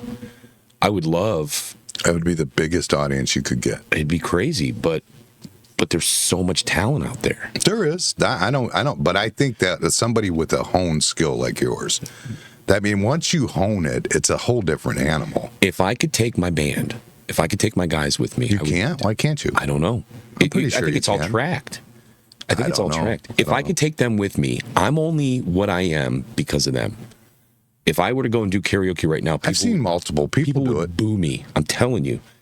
I've tried it. I thought you were karaoke killer. I was, but now it's a completely different thing. Well, you got to go back to Boys to Men. Yeah, you're right. You're probably right. If I sing some shit that's ironic or funny or off of what I normally do, yeah. But if I tried to sing a song that we cover, I would shit down my leg. I'm telling you, it would be terrible. It would be terrible. My guys. The way we gel and the way we flow and how tight we are, and they fine-tune things to suit my voice and vice versa. There's none that does, like, there's no battle of the bands or nothing like that? Like, I don't know if those are still around. I don't know. I don't know either. That's a good question. It is a good question. Maybe there's a business opportunity there, and you could host one. Host a battle of the bands? That would be sweet. That would be sweet. It's scary. That'd be scary. You think so? Fuck yeah, if you're the band. So I'm grateful for what we're going down a rabbit hole now, and it could be the bourbon, or it could just be the fact that we're great conversationalists and we gel well. But that's the pressure part of this that I'm feeling. I'm so grateful for the awards. I'm so grateful for Rockin' on the River. But when you get done with those big shows, and you get done making good money, and you get done winning awards, that's when the clock starts. That's when the pressure starts. Every show, every time you walk out of the door, every time you do anything, you have to almost justify and prove that you were worthy of what you just did. Well, yeah, and if you don't do that, you're going to fail. Yeah. Unfortunately, it's like it's a catch-22, because without it, you're not going to be driven like you are. But with and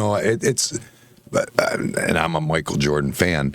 But Michael Jordan used to find constantly ways to get himself up and compete with people. He would make shit up in his head that they were doubting him. Yeah. You know what I mean? He would just make it up 100%. Yeah. I mean, he wouldn't make it up, but like they would do something little, be like, oh, okay. You just need that, like having to prove yourself. I mean, everybody needs that little bit. The great ones, I think, always do. They do it. Yeah. Obviously I don't equate myself to Michael Jordan in any form or fashion, but the behavior, I do the same thing. You go on to Facebook and you don't have to scroll very far to find it, there's always a fucking hater. You find someone that's crapping on your performance don't and go on rocking on the Facebook. river. Don't do that. You Don't find do that. someone, you know, when they announced that we were playing, there were so many people that were like, what the fuck? We're going to pay, you know, $7 or $10 to go see a local cover band.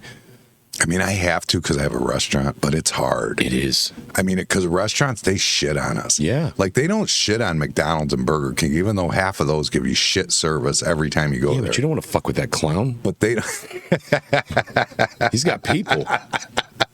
But every time you go on there, nobody's, but the local guys, oh, they'll talk shit on us. Like, it frustrates me to some degree. I mean, I'm not saying that I don't go and look, because I do. I certainly do. And if I see some, in fact, I just seen somebody complain that they had to send their nachos back, I think.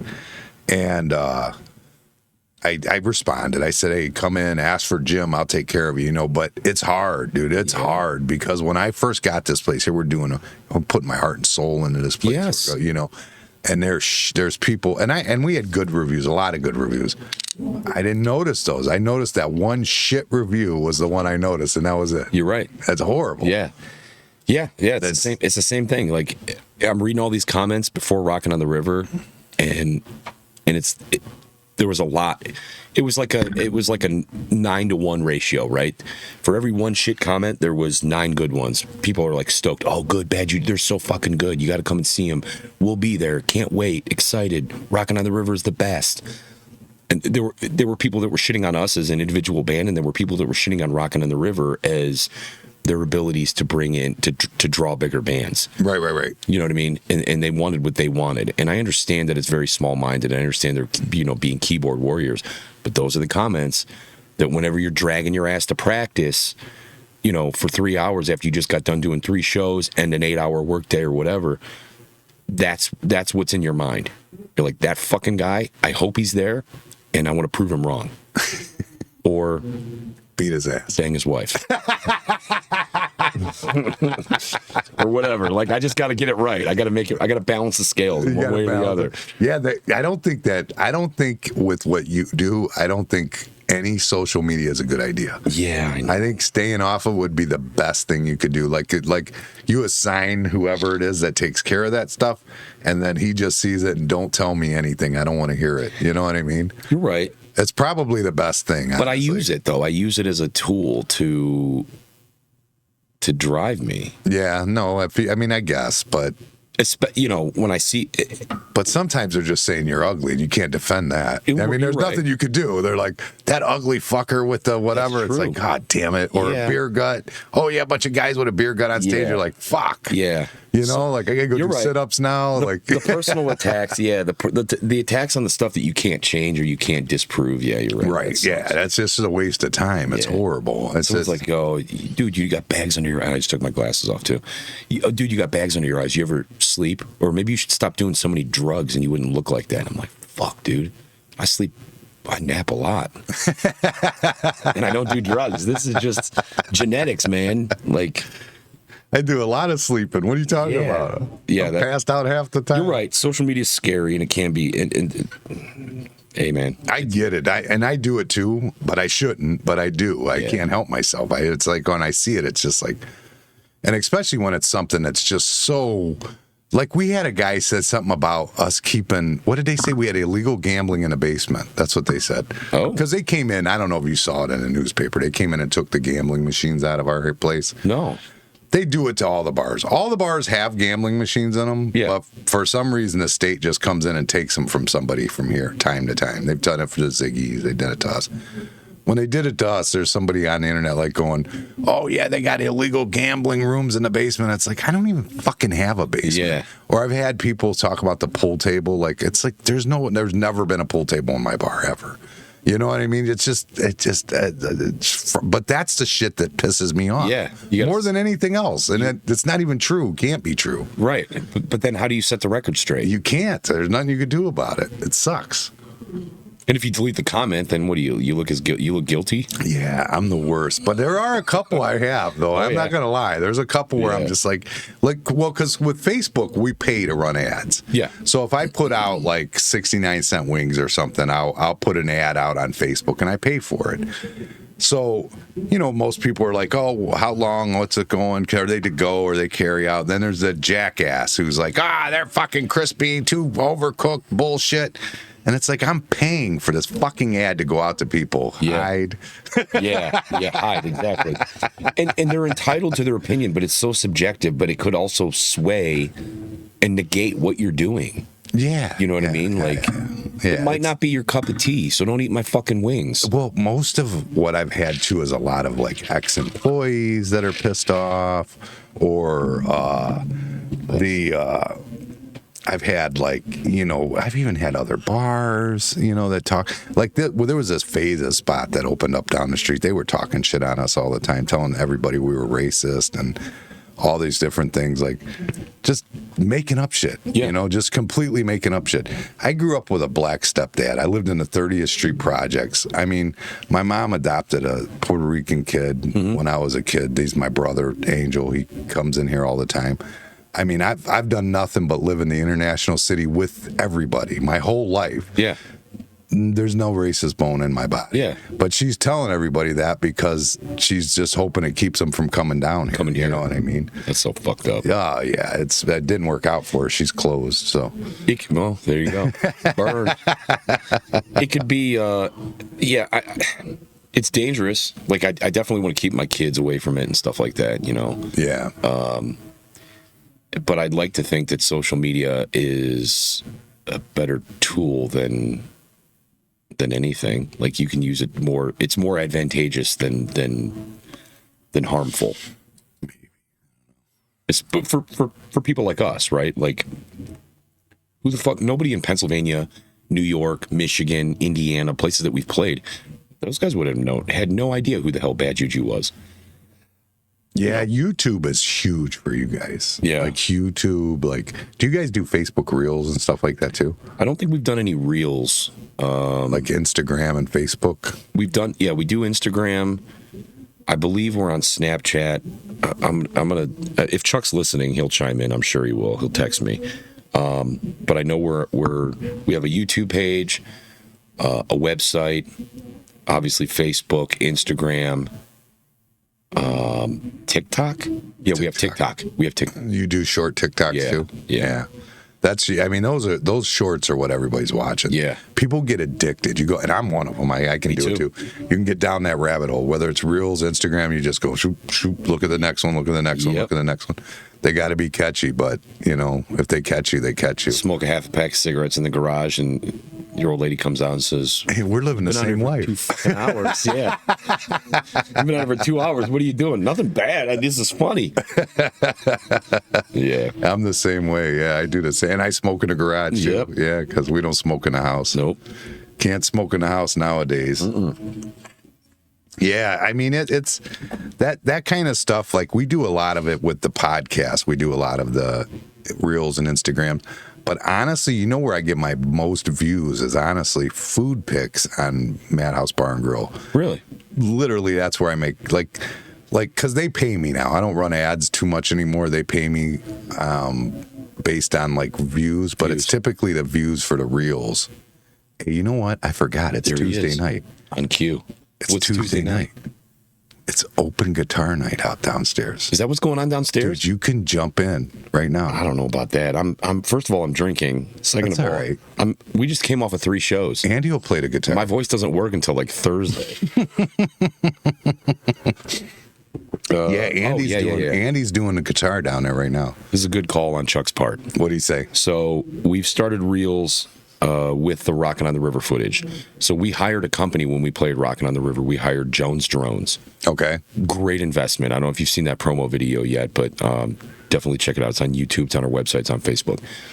We hired Jones Drones. They did the entire show. And they've got reels of it. Yeah. So that's they sweet. gave us all the raw, and I'm pretty sure Chuck is the one doing all the legwork on this. They gave us all the raw. It's incredible footage. And then he's turning it into reels. And listen, we have. I think Chuck is another. I know I was really paying homage to Soundman Mike, but Chuck is another diamond in the rough, man. What's Chuck do? So Chuck's our drummer, right? And he Okay. looks like a walking shampoo commercial, and he's like a fucking cool stoner dude, like just chill. Like he's a chameleon. He'll fit in anywhere. Like he's just a really cool guy, right? Like a shampoo, like his hair's always clean. He's got beautiful hair. Fuck that guy. Oh, he's got nice a hair. full head of Okay. hair. It's he's the same age as me, but he's got a beautiful head of hair. Fuck. So he's also, if I'm not mistaken, he has a degree in marketing. Okay. Whether he has a degree or not, I don't know. Marketing and advertising. He's just a guru. And one day I'm pretty sure we're all hungover. You know what I mean? We might have had some gummies the night before, and like all of a sudden we get this report, like this PDF of his summation of what he wants to do from a marketing standpoint and his release schedule and geographic where he wants to put it out at. And like, I mean, it was just like it was a fucking report. It was like a TPS report that you get from work. And it highlighted everything that he wanted to do and what our plan was and our model. And I'm like, this guy's way too smart. What is he doing? How do we get him? He does all of our artwork. He does all of the advertising and marketing on Facebook and social media. He's doing the whole thing. Wow. Promo video is in the comments, he says. Yeah, I seen the promo video. He's on MAHD House Bar Talk. I have Bar and Grill up. I don't have Bar Talk up. I have Bar and Grill up. Gotcha. So I go to different. I post it. It posts at two different things at one time. I'm looking only at MAHD House Bar and Grill. Nice. So that's all I'm seeing. So are we on now. camera? We are on camera. Oh, fuck. Absolutely on camera. I didn't see anything. Yeah, they're right here, right there. Okay. Aimed right at you. You can't see what I'm wearing below the waist, right? There's pants on. I'm just gonna say that, just so people. I mean, that sounded a little weird. Kinda. It's not really pants on. Yeah, check out our promo video if you haven't done so already, please. That's on the Bar and Grill page, our Bar Talk page. Bar Talk That's on the page. Bar Talk page, going live right now. And we're going to go, and you can comment that, and we'll put it on YouTube after we're done, so we can comment it on YouTube too. Yeah. And I'm going to try, and I'm not very good at it. Chuck's probably good at it.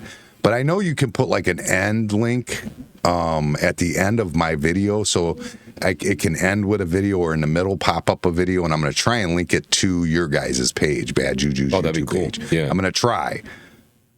If it's not there immediately, I'll keep trying. But I'll give you his contact, man. I'm not that good at it. I've done it one other time, but I think it all happened on accident, and I just didn't quite mean to. Yeah. I'm not that tech savvy. I used to be back in the day, like when I was running Windows, 97. I was like a tech guru back then. I'll kill a 97 spreadsheet. Yeah, these guys, this is another instance in which I'm like, hey, I know what I want to do. I just have no idea how to do it, or even how to put it in a language that makes sense to normal people. And he makes it happen.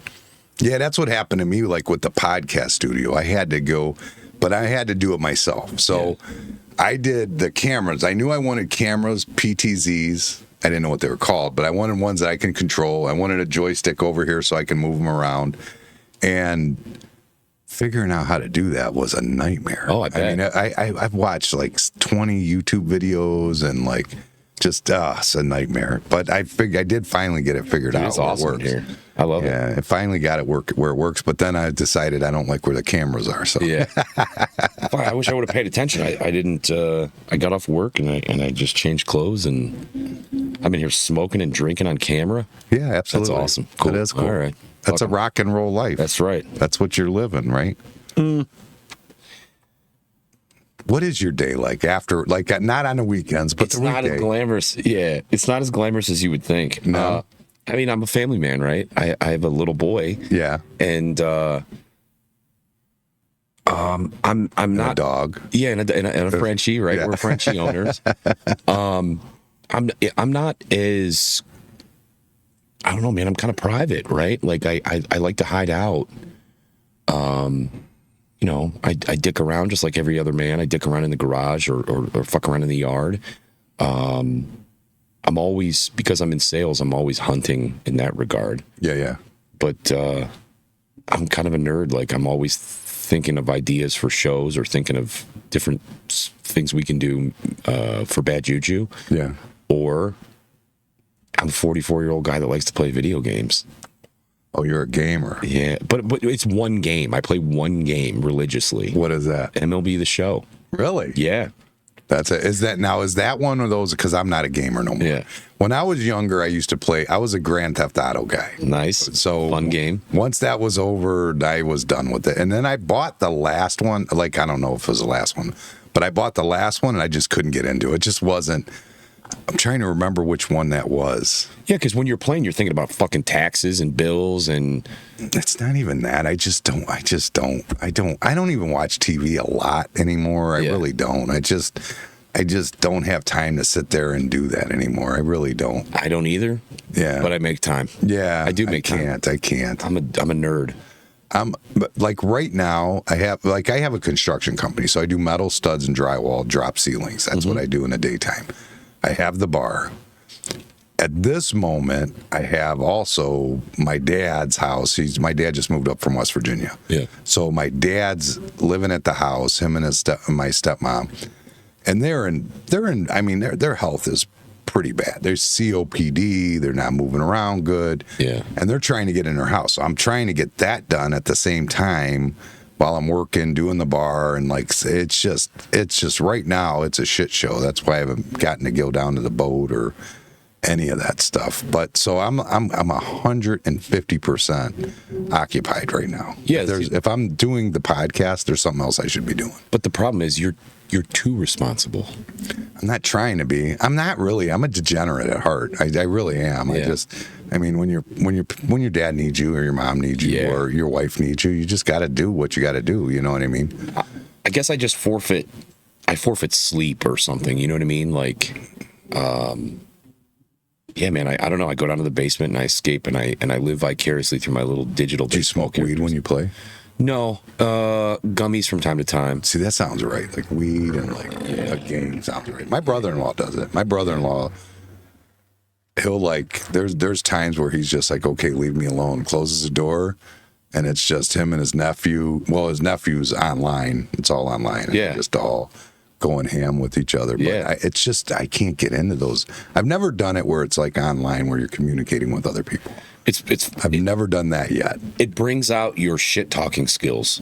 No, I've got good shit talking. That's what I'm saying. It ends up being it could piss you off and say you'll go down a rabbit hole where you're like, give me your fucking address. I'm coming over. I'm gonna beat your ass.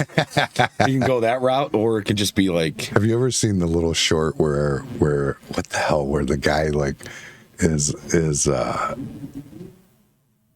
little kid. It's like a little kid. He's like 12 years old or something. Yeah. And this guy comes in and his mom introduces him like, this is my new boyfriend. And she says, it's Charlie, whatever. And he goes, but really, it's Black Hawk number 3. Yeah. Have you seen it? I have seen it. Yeah, like he waited. Like he's definitely getting him back. Yeah. No, that video, I do remember that one. That was funny. And it resonated with me because back when I played Call of Duty or whatever, that's what we would do. You sound like a 40-year-old living in your mom's basement. I'm like, well, I am. What's your mom wearing? Yeah, right. It's fun. You tried that on me earlier. Yeah. How'd that work out for you? That was hilarious. Your comeback was hilarious. You send me a text because you said you were late. I go, that's those rock and roll guys. You go, what are you going to do? And you go, I'll read it. You want me to read it? What'd you say? What did I forget what it was? All right. So I said, where are we at here? Man, I'm fucking late to everything. That's all my text said because I was running late. And you said, that's how these rock stars are. And I said, that's the title of my memoir. And then I put in quotes the actual title of my memoir, which is going to be, man, I'm late to everything except your mom's house. And your response was, can I read your response? Yeah, go ahead. I don't care. My mom is 70. And then the next text said, and a lesbian. I was like, yeah, this is going to go down. This is going to go down good. That was fucking hilarious. Every bit of it was true. Yeah. Well, she's 69. Yeah. Just turned 69, I think. Wait, 56? Yeah, 69. She just turned 69. That's so funny, man. That was a hell of a comeback. This is perfect. Yeah, she's pretty. My mom has a tattoo right here on the side of her face. For real? I swear to God. Swear to God. Of what? A turtle. She has a turtle on her face. It started out when I was a little kid. It was a carnation. And then at some point, she decided to put this beautiful rose. The rose was gorgeous. but then it faded out over time. Yeah. So she put a turtle on it. Dude, the more you talk about your mom, the more I like want to kick it with her and party with her. You would have fun with my mom, I'm that sure. sounds awesome. Yeah, you would have fun with her. She's always, I mean, my mom's just amazing. Anyway. Yeah. She's just a great woman. Anyway. Yeah. But yeah, you would definitely like, and she's into the music thing, which I've never been like I shouldn't say that. Believe it or not, I'm like a hip hop R&B type guy. That's what I've always been my whole life. Maybe in my older days now, I'm more country rock, whatever type stuff. But like when I was young, I was definitely Dr. Dre and Snoop, and all the good like hip hop artists, and R&B, like, you know, Boyz II Men and Men at Large, and all those. So I mean, it just never been really into music too much. Houdini, you're probably too young for that. Houdini. Give me a song. Oh, my mom hated that song. Well, that is the song. No. I'm a hoe, you know. Oh, yeah, I do know I Houdini. rock 3 different freaks after every show. Oh, my mom used to get so pissed. Yeah. She would get mad as hell over that one. But yeah, that was more what I was in. But I really was never into the music. It wasn't my thing. I was just never. Yeah. I was always just, I was into women and working. That's it. That's all I've ever been into. That's it. Pretty much. I mean, music is an underlying, I don't know, part of everything, though. My wife sent a picture. That's your mom. Oh, that is a badass tattoo. I love that you're showing me the text message that your wife sent. Yeah. It doesn't have your wife's name on it at the top. Yeah. You can tell them. I don't care. It just says fine ass wife. The true story. That's funny. Yeah. It's a true story. She is a fine ass wife. Fine ass wife. Yeah, music is I don't know, man. I have very fond memories of thinking I was a badass, right? I don't know, I was a teenager, pre-driving, and I put, you know, Snoop, Chronic, or Ice Cube, or whatever. Oh, so you like that stuff too? Oh, in my CD Walkman or cassette at the time, depending on which one, and I would put my headphones on, and I would walk, and I lived on a dead end street, and I would walk around, just walk up one side of the street and down the other side of the street, thinking that everybody, like I was walking and acting like everybody could hear what I was listening to, and I was cool as shit. Yeah. So tastes change, but like music has always been there. My father's not with me anymore, but he growing up, me and my brother we would go somewhere, and he'd give us like prizes. If name that tune, first person to name that tune in whatever he was playing, and he'd change the station a bunch, and whoever named that tune, you know, by the time we got to wherever we were going, whoever won got something. Sweet. He was a musician, you know. Oh, your dad was a musician. Yeah. What did he play guitar or anything? He played guitar. You know, he was in a garage band. I don't know the whole story on how far they went, but yeah, my mom. Did you got any tapes? I wish. That would be amazing. Yeah, I wish. I've heard stories like a bunch of his family members, like his cousin and shit, told me a bunch of stories at his funeral, which was awesome to hear. My mom's told me stories about it. She'd be like, "Oh, he had such long, beautiful hair, and he was a great musician," and so it was really cool to hear. But I never got to actually hear him. He did at the end of his, towards the end of his life, he got real big into karaoke. Actually, I got him into karaoke, and then he just kind of fell in with this community and made so many friends and cool people that he got to share all that time with and share his karaoke with. He was so passionate. This dude was out there doing it 5 days a week. Is karaoke a thing still? I think so. Yeah. I mean, bars are doing it and stuff. Are they? Like, I guess it was good for a while, and then it kind of faded out, and then I keep starting to hear about it again. It's cheap entertainment. Think about it. I mean, it is, but as a bar owner, this is the problem. They like to come and listen to each other sing. Yeah. They don't like to come and buy drinks. And buy stuff. Yeah. I mean, unfortunately. And no, I'm not shitting on any of the karaoke DJs out there, but maybe that's. It could be. You're right. Because I haven't had like real karaoke DJs. I've had DJs, and then they would throw some in there a little bit. You know what I mean? I always took it as a point of pride to make sure that I made the venue that was hiring me to do karaoke, and we do the same thing as a band, to generate them revenue. Yeah, yeah, that's the goal. Yeah, absolutely. So promote stuff. Promote it as an individual, promote it while you're there, promote drinking, promote eating the food, promote, and actually indulge in it yourself in front of all these people so that they can see that you're enjoying the amenities too. So, yeah, maybe switch up your DJ. Well, we have switched up DJs. I just brought in Big T, which he used to be a DJ in Cedar Point. You know who he is? I do. Yeah, he just that's his equipment that's downstairs right now. Nice. It's something happened to his truck. He's got to come pick it up Thursday, I guess. Oh. Something happened. I don't know exactly, but yeah, Big T. He's a pretty cool dude. I like him. Yeah, as far as I know, karaoke's still a prevalent thing. I really don't know. I'm the worst bar owner ever. Like, I swear to God, like I'm like down here, down the road, Jeff Barnes, he owns St. Lad's down here, right down the street. Great bar owner. He plans trips with everybody to go to games. He does this, he does that. And I don't do any of that. I suck at life. Like, I literally, when I go to plan events, I'll do it on Thursday for the weekend. Yeah. Like, it's horrible. You're a crammer. I think you're being too hard on yourself. Yeah, it's too much. And quite frankly, it used to be when I first got the place, I could do something on Thursday, bust it out on Facebook real quick, and it'd be full, packed house. Yeah. Now I could run that shit in June for October, and it doesn't happen. You know what I mean? Certain things. But, I mean, the clam bake isn't one of them. The clam bake is always packed, no matter what. That always draws a big crowd. Let's go import a stage and do something. We could do that. Let's piss off the city. Well, it's a township. That's even better. But I think it could work, honestly. I think that would be, the clam bake is probably the best bet, because I think it would just be a good fit. I think everybody would enjoy it. We're very fortunate.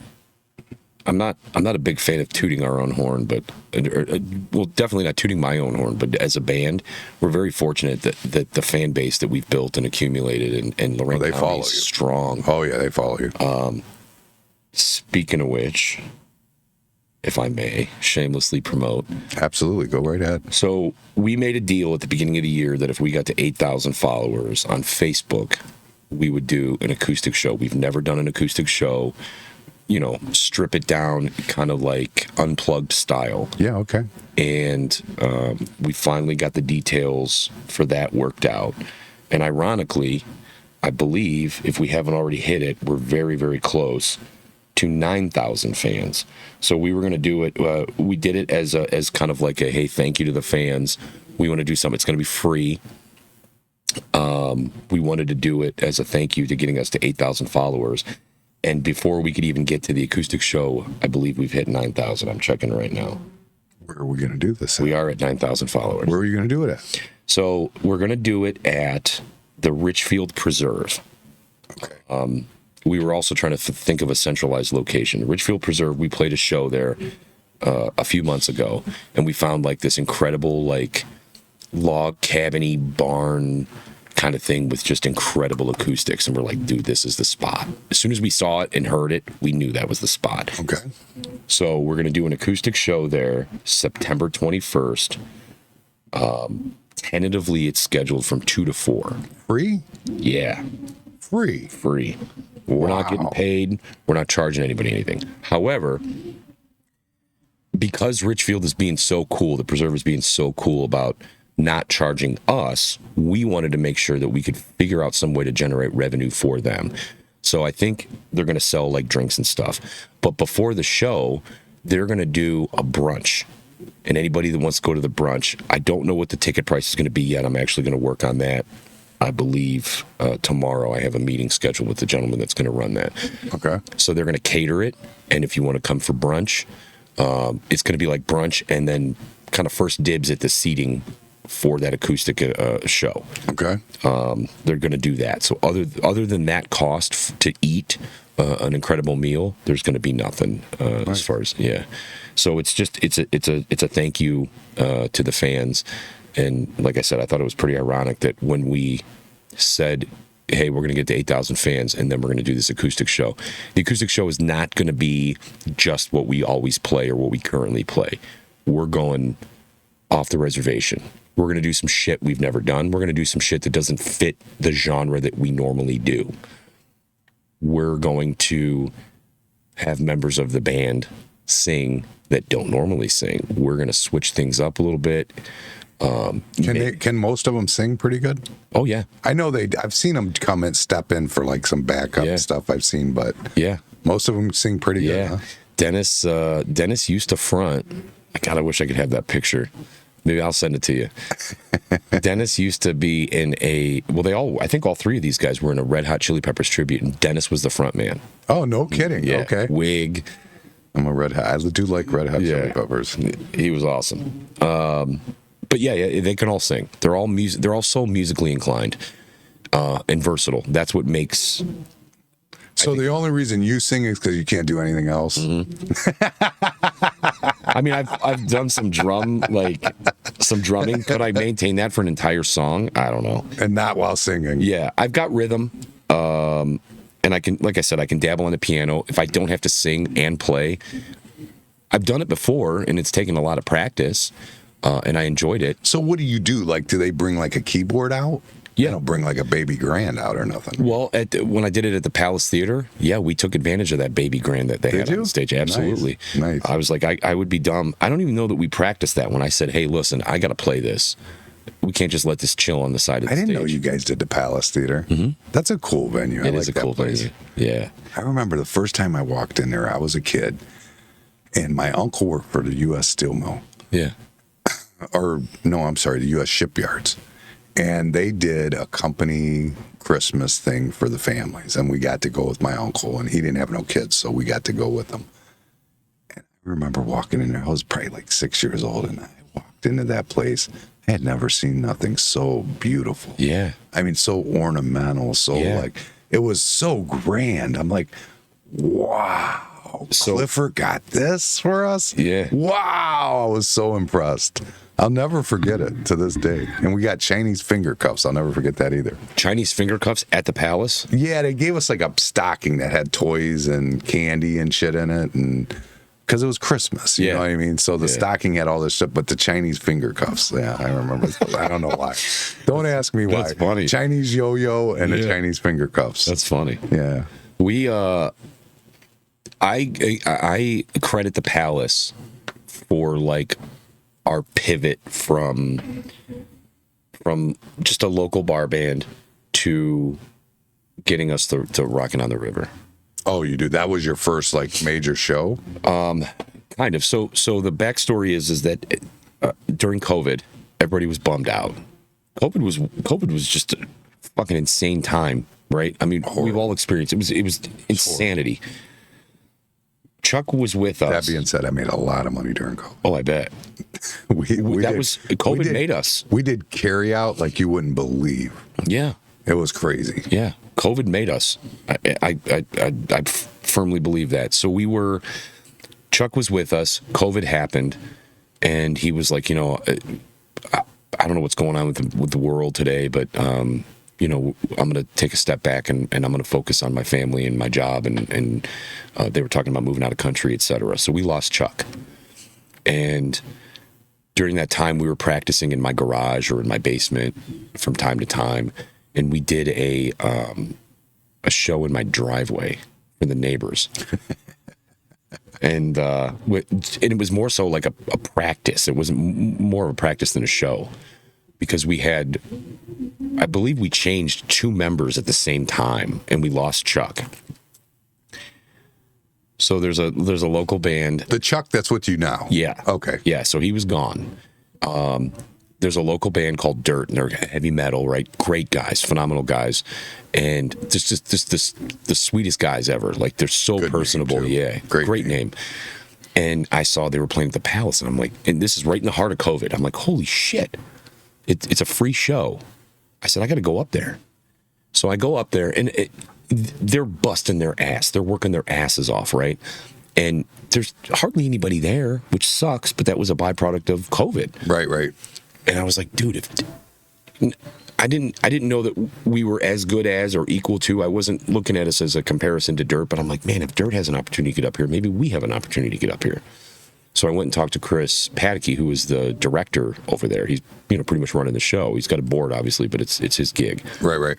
So I said, Chris, man, hey, it's very nice to meet you. My name is Chad. I'm with Bad Juju. I'm sure you've never heard of us. And I don't think he had.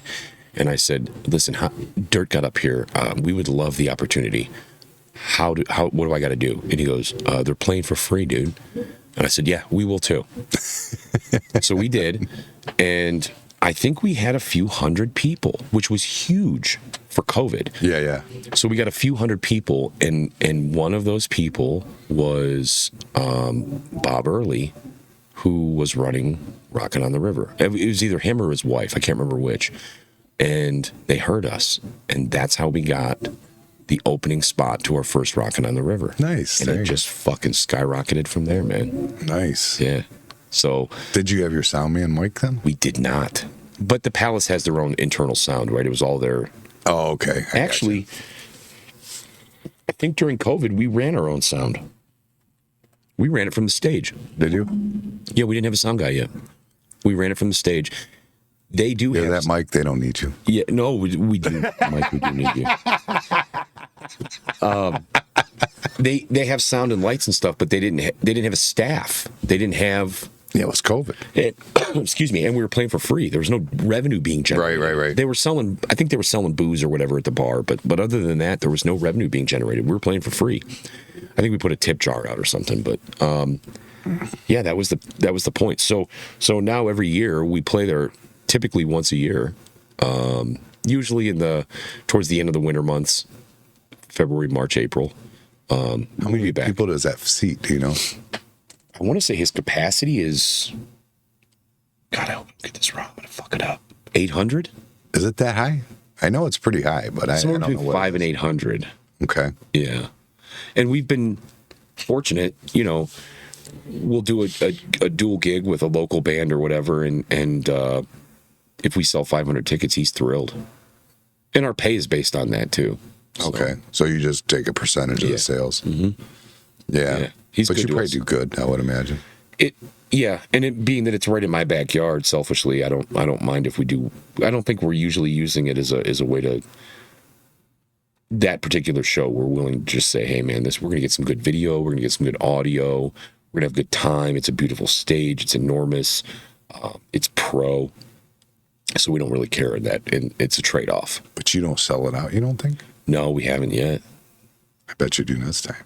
God, I hope so. I would imagine you would. I hope so. I don't see how you wouldn't. But the last time we played there, I think it was the last time we played there, we were the openers. We opened for World's End, and I would have thought 2 powerhouse local bands, we're going to sell this out. And I don't know if the weather was shitty or what happened. There's always a fucking snowstorm every time we play there.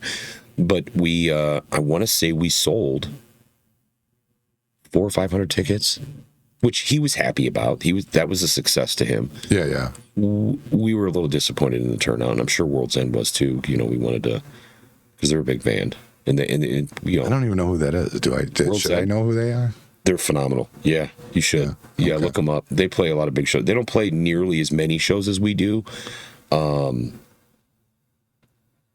they play some really quality shows. Okay. And they're like, he opened with a Tool song that just blew my fucking mind. Yeah, they're good. They're really good. Look them up. I'll have to check them out. I will check them out for sure. World's End. World's End. I'm going to write it down right now. Yeah, they're incredible. I might not remember. I think we did one with Alt 95 a couple of years ago. Another good band. Former drummer of ours started that band. They're really, really good. I love them too. Yeah, it's like. Did you guys ever play with Low Morale? Mm-mm. No, not yet. Not yet. That might be the next Palace gig. That's a good fucking. Think about it, like Low Morale and Bad Juju. That's just. Yeah, I like that. It sounds like a headliner at that point. You know what I mean? It's like all there for you. Yeah, I like that. It's like a therapist convention. Exactly. Depressed. Instead of going home and kicking your dog, why don't you come and see Low Morale and Bad Juju? I was in today. I'm in Rockside Road, and I'm and I wore this shirt to work today because I knew we were going to do the podcast tonight. So I've got the shirt on, and I go to get food at it's like a little cafeteria that's basically at the building that I'm working at. Yeah. And I go in there, and she said, She said, I don't know if I'd order that. You got bad juju going. That was good. That's good. That's a good. First of all, thank you for plugging us with the shirt, man. That was awesome. Yeah, I don't wear it a lot. I don't want to ruin it, but I probably should wear it more often. Yeah, wear them motherfuckers. I've got another one too. We bought one this year too. This is last year's. Yeah. And then we bought another one this year, but I don't wear them enough. Mom needs weed money, dudes. You gotta keep buying. You gotta keep buying them. Tell her to grow her own like my mom does. You know, I think you can do like 6 plants now. Yeah. I don't know if it's as fun though now that it's legal. With weed, you mean? Yeah, she's a rebel. You know, I wondered if that was gonna because I was like, because I'm not a pothead. Yeah, I'm not. And the thought of it, I keep thinking sounds great. Like it sounds like amazing, like a nice little buzz to relax. When I was young, I smoked pot. And when I did, I was just paranoid. Yeah, I didn't really care for it that much. I hated the buzz of it, so I've never really smoked it too much. But now, like, dude, my neck is always sore. I'm stressed out. Like, it just sounds like it sounds right. Yeah. But I haven't done it yet. Yeah. But I keep thinking about it. Like, maybe I should just go ahead and just smoke a little bit. You know, maybe I'll relax a little better. We're so eerily similar, you and I, with our day to day. Like, and our thought processes. I'm the same way. When I got out of the Marine Corps, I was like, you know what? I'm not working right now. I need to chill. And for the first time, I don't have to worry about a piss test. I'm going to smoke. And it was just me by myself, right? And I got baked and freaked out. And I was super paranoid. And I'm pretty sure, like, I thought my cat was stealing my soul or something fucked up. So I, like, threw the cat against the wall. And I was freaking out. Sure you weren't doing mushrooms? It might have been laced. I don't know. So anyway, I hadn't smoked since then. But yeah, you know, some gummies every now and again are cool.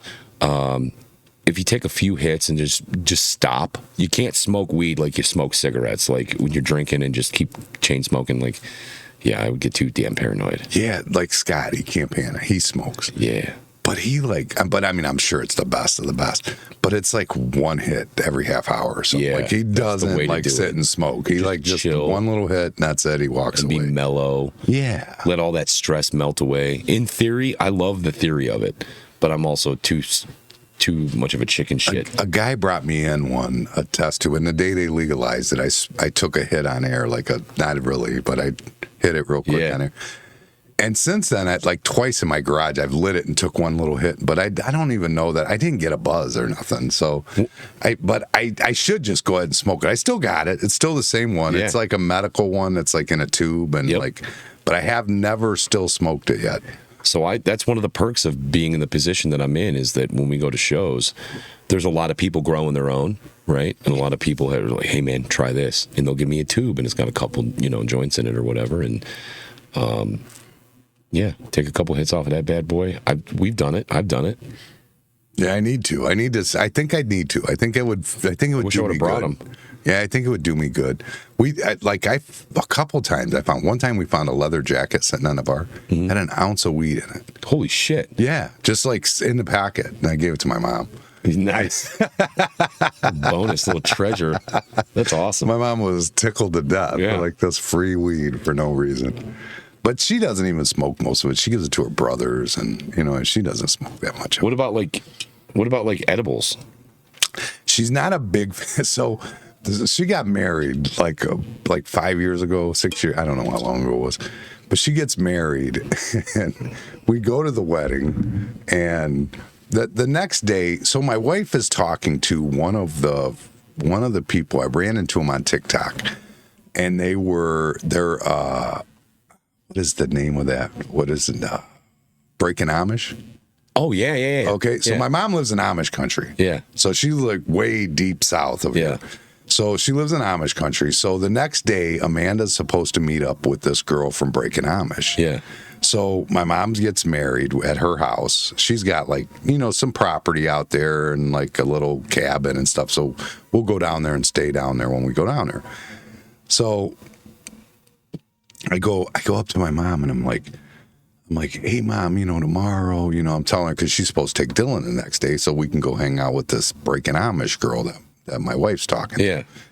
So I go up to my mom. I'm like, Mom, I'm just having this conversation. My mom just looks at me. She goes, I can't right now, and just walked away from me. I'm like, what the fuck? I look over, my brother's laughing hysterically. They gave her gummies. Oh, it's crazy how that changes. Yeah, it changes your personality, or it enhances. It enhances what's already. I think that was the first time she did it. And I think she did too much. I think that was like probably. That's my guess. I don't know for sure, but I would think that she probably did too much, and it was the first time she had really done it. So I accidentally. I'm a sweets guy. I love cakes, pies, brownies, cookies, all that good stuff. And somebody gave me. I'm eating brownies. Like weed brownies. Yeah, but I didn't know they were fucking weed brownies. Nobody told me. They all just sat back and watched. And I'm scarfing these things like a fat kid. And within a half an hour, next thing I know, I'm riding around the neighborhood in a mini moped, which I never would have done. So it's cool. Whose mini moped was I don't even know. I don't know. I don't know. But the point is that it unlocked. Like I've always been. Adventurous and I don't care. I'll do anything. Yeah. But this unlocked that. I don't think I would as a sober person, I would have never rode that fucking moped. But it was fun. I'd do it again. My brother, I remember he did some here, and I was at that time, this studio that's here now. Yeah. That was back when I was like working, and I would come here and I would sleep here. And then I would go to work from here in the morning. It was that whole time. That's nuts. So I had an air mattress up here. This was my like little makeshift bedroom right up in this podcast studio. Yeah. So they gave my brother some gummies, I guess.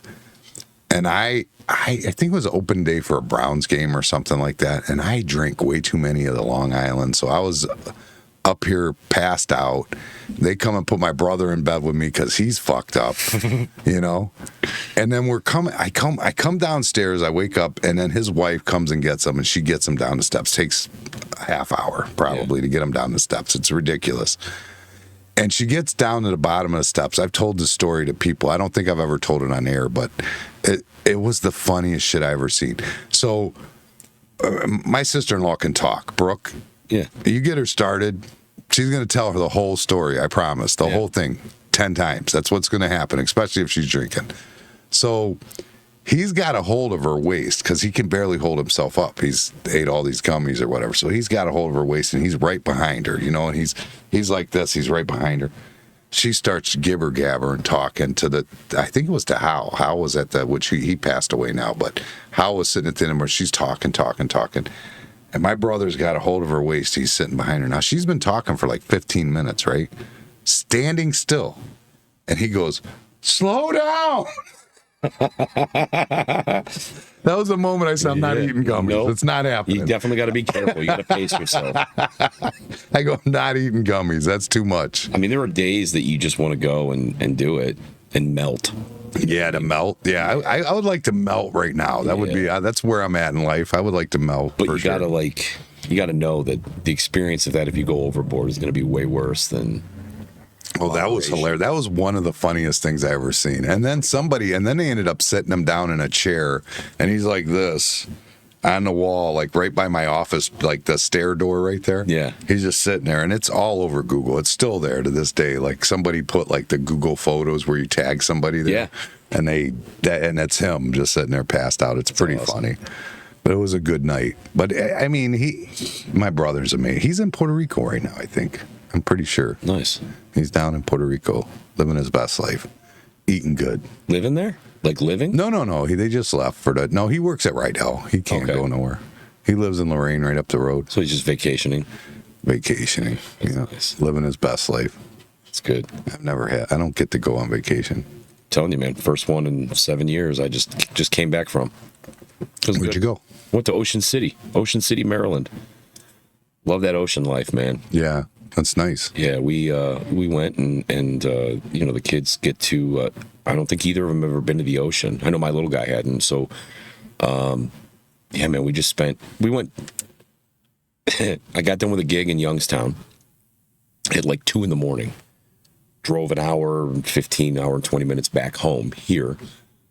Picked them up, loaded them up, and went right back through Youngstown, straight through to Maryland. It's 9 hours and some change after a show. And yeah, man, it was much. It was more so for them. But Right. when I got there, I didn't want to leave. It was chill. Yeah, I believe it. I go, my sister, there's a part of me that just goes, sell the bar and go live with. My sister lives in, it's in Myrtle Beach. Yeah. Pretty much. I mean, she's in Conway, which is just right, Yeah. literally just right west of Myrtle Beach. It's like 15 minutes you're at the beach. Yeah. And it's like, it's so much nicer than Marin. It's cool. It's expensive. Everything's expensive. Yeah, and but there's so much to do too. So which means you need more money because there's so Yeah. much to do. I just love the vibe. You know, the salt water, the air, the salt in the air. Like, I don't know. Everything was just, it was so relaxing and perfect and needed.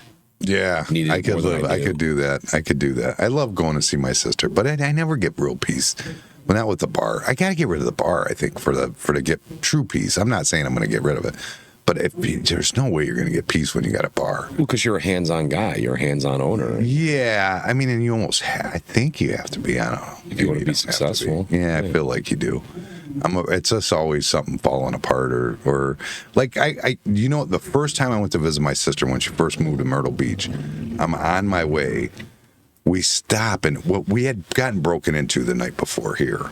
Some homeless guy like freaking pried open the door and was like in our register trying to get our drawers. Fucking resourceful. Yeah, he took a screwdriver. A screwdriver was like this long, and he took the door that has the aluminum frame with the glass on the side to the patio. Yeah, yeah. He literally, with that screwdriver, popped it open. The throw on that thing is like 3.5 inches or something. Like, how the hell and no glass broke.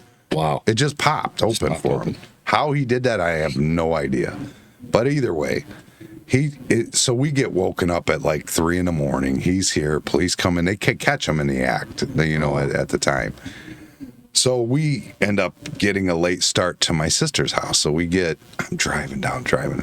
Usually I drive straight through, but this is the first time I'm like, that's North Carolina. I'm done. I got to go to sleep. Yeah. So we find a hotel finally. We're going down 77. They won't give us a hotel because it's spring break. We're going in the spring. So spring break, everybody's like lining up the hotels. Everyone's full. Oh, yeah. So until we get off of 77, we can't find one. So we finally get off of 77 in North Carolina, and I get there, and then I see a message on my phone. My cook, my manager, my kitchen manager that's been with me the whole time that I've had the bar, quit. I'm like, are you fucking kidding me? Like the day I leave, that's when you decide to quit, you fucking asshole. Yeah. So it's just that's my vacation. And then we get down there.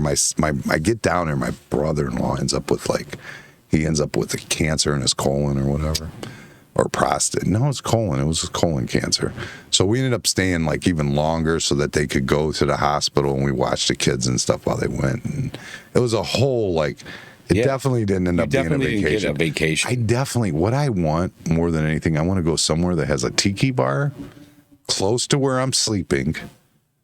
And I just want to get up, go to the tiki bar every day, and come home. That's it. That's all I want. That's it. That's kind of what our vacation entailed. I mean, it was a little different with the kids, right? But you walk out the back door of the hotel, and you're on the beach. It's right there.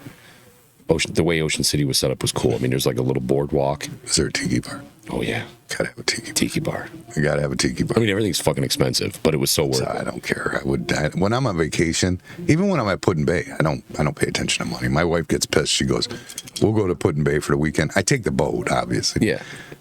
I'm $2,500 into the weekend probably. Oh, yeah. My wife's like, "We could have went on a decent vacation at this point." Yes. But if I go to do like vacation shit, or I don't care. I'm not watching money at that point. I think the trick is your support system. So all the people around me, my family, the guys in the band, they knew that I hadn't been on vacation in a long time, and I set the stage. My employer, I told him, hey, I'm going on vacation. And everybody was so cool. Nobody bothered me. I don't think I got one single text the entire time I was on vacation. See, my employees are assholes. Which is unreal. Fuck. Yeah. They don't no care. Gigs, no nothing. I didn't do They anything. text me and they're like, we're a little low on ones. Yeah. Like, are you really? Yeah. Really? That's what you're bothering me I'm 12 about hours in away. Myrtle What the Beach? fuck am I going to do? Right. Yeah. Yeah, I get it, man. They're assholes. Yeah. No, they're not. I have some great girls down there, and Summer that runs the kitchen, she's freaking amazing. Like I do have people now, but what he did that day, like this is, and did I mention my kitchen manager at the time was my friend from like when I was like 15 years old. No, that's even more fucked up. It's real fun, right? Yeah. Like and then he tried to come up here and be like, oh, I had found out I got cancer. I go, so that gave you a right to be an asshole? Yeah. I don't want to talk to you right now. Beat it, dude. I don't even want to hear it. Like that was what his excuse was. I'm sure that's not even true. I don't even know. So he's not he might be dealing with cancer, but it probably happened after the fact. He's not with you anymore? No, fuck. No, he quit. He quit that day. Listen, I've read a lot of reviews. I've never had the experience of eating the food here yet, but We could send you some food up right now. no, you don't have to do it right now. No. When we're done, we'll go eat. All right. Sober up a bit. My wife made lasagna. I can't eat. Bring it up. He said, bring some up, Amanda. Yeah, come on, Amanda. And you bring your Frenchie. Tipsy. That's what she told me today. She goes, because I went right from, I was working in Independence and I headed straight here. Yeah. She goes, you're not going to stop home? I go, for what? She goes, to get tipsy. Aw. Oh, that would have been great. Yeah. I said, no, I'm not stopping to get tipsy. She knows. Yeah, she made lasagna. We put a really big dent in this bottle here. So Did we? How bad? Let me see. that lasagna will come in handy. Let me see. Holy shit, dude, that's not good. Yeah, no, Like, it is I'm good. not. I'm not an alcoholic like that. Neither am I. But this is like our mini vacation. This is cool. I'm not sure that anybody's listening to us banter, but I'm having a good time. She said I'm actually pulling out of the driveway with it. Swear to God, she just said that. No way. If she comes up here with She is lasagna, going to bring you lasagna. I'm gonna It's going to happen. eat lasagna on air. You're going to eat lasagna Yeah, I on will air? do it. Yeah. She said no tipsy, though. Oh, no tipsy.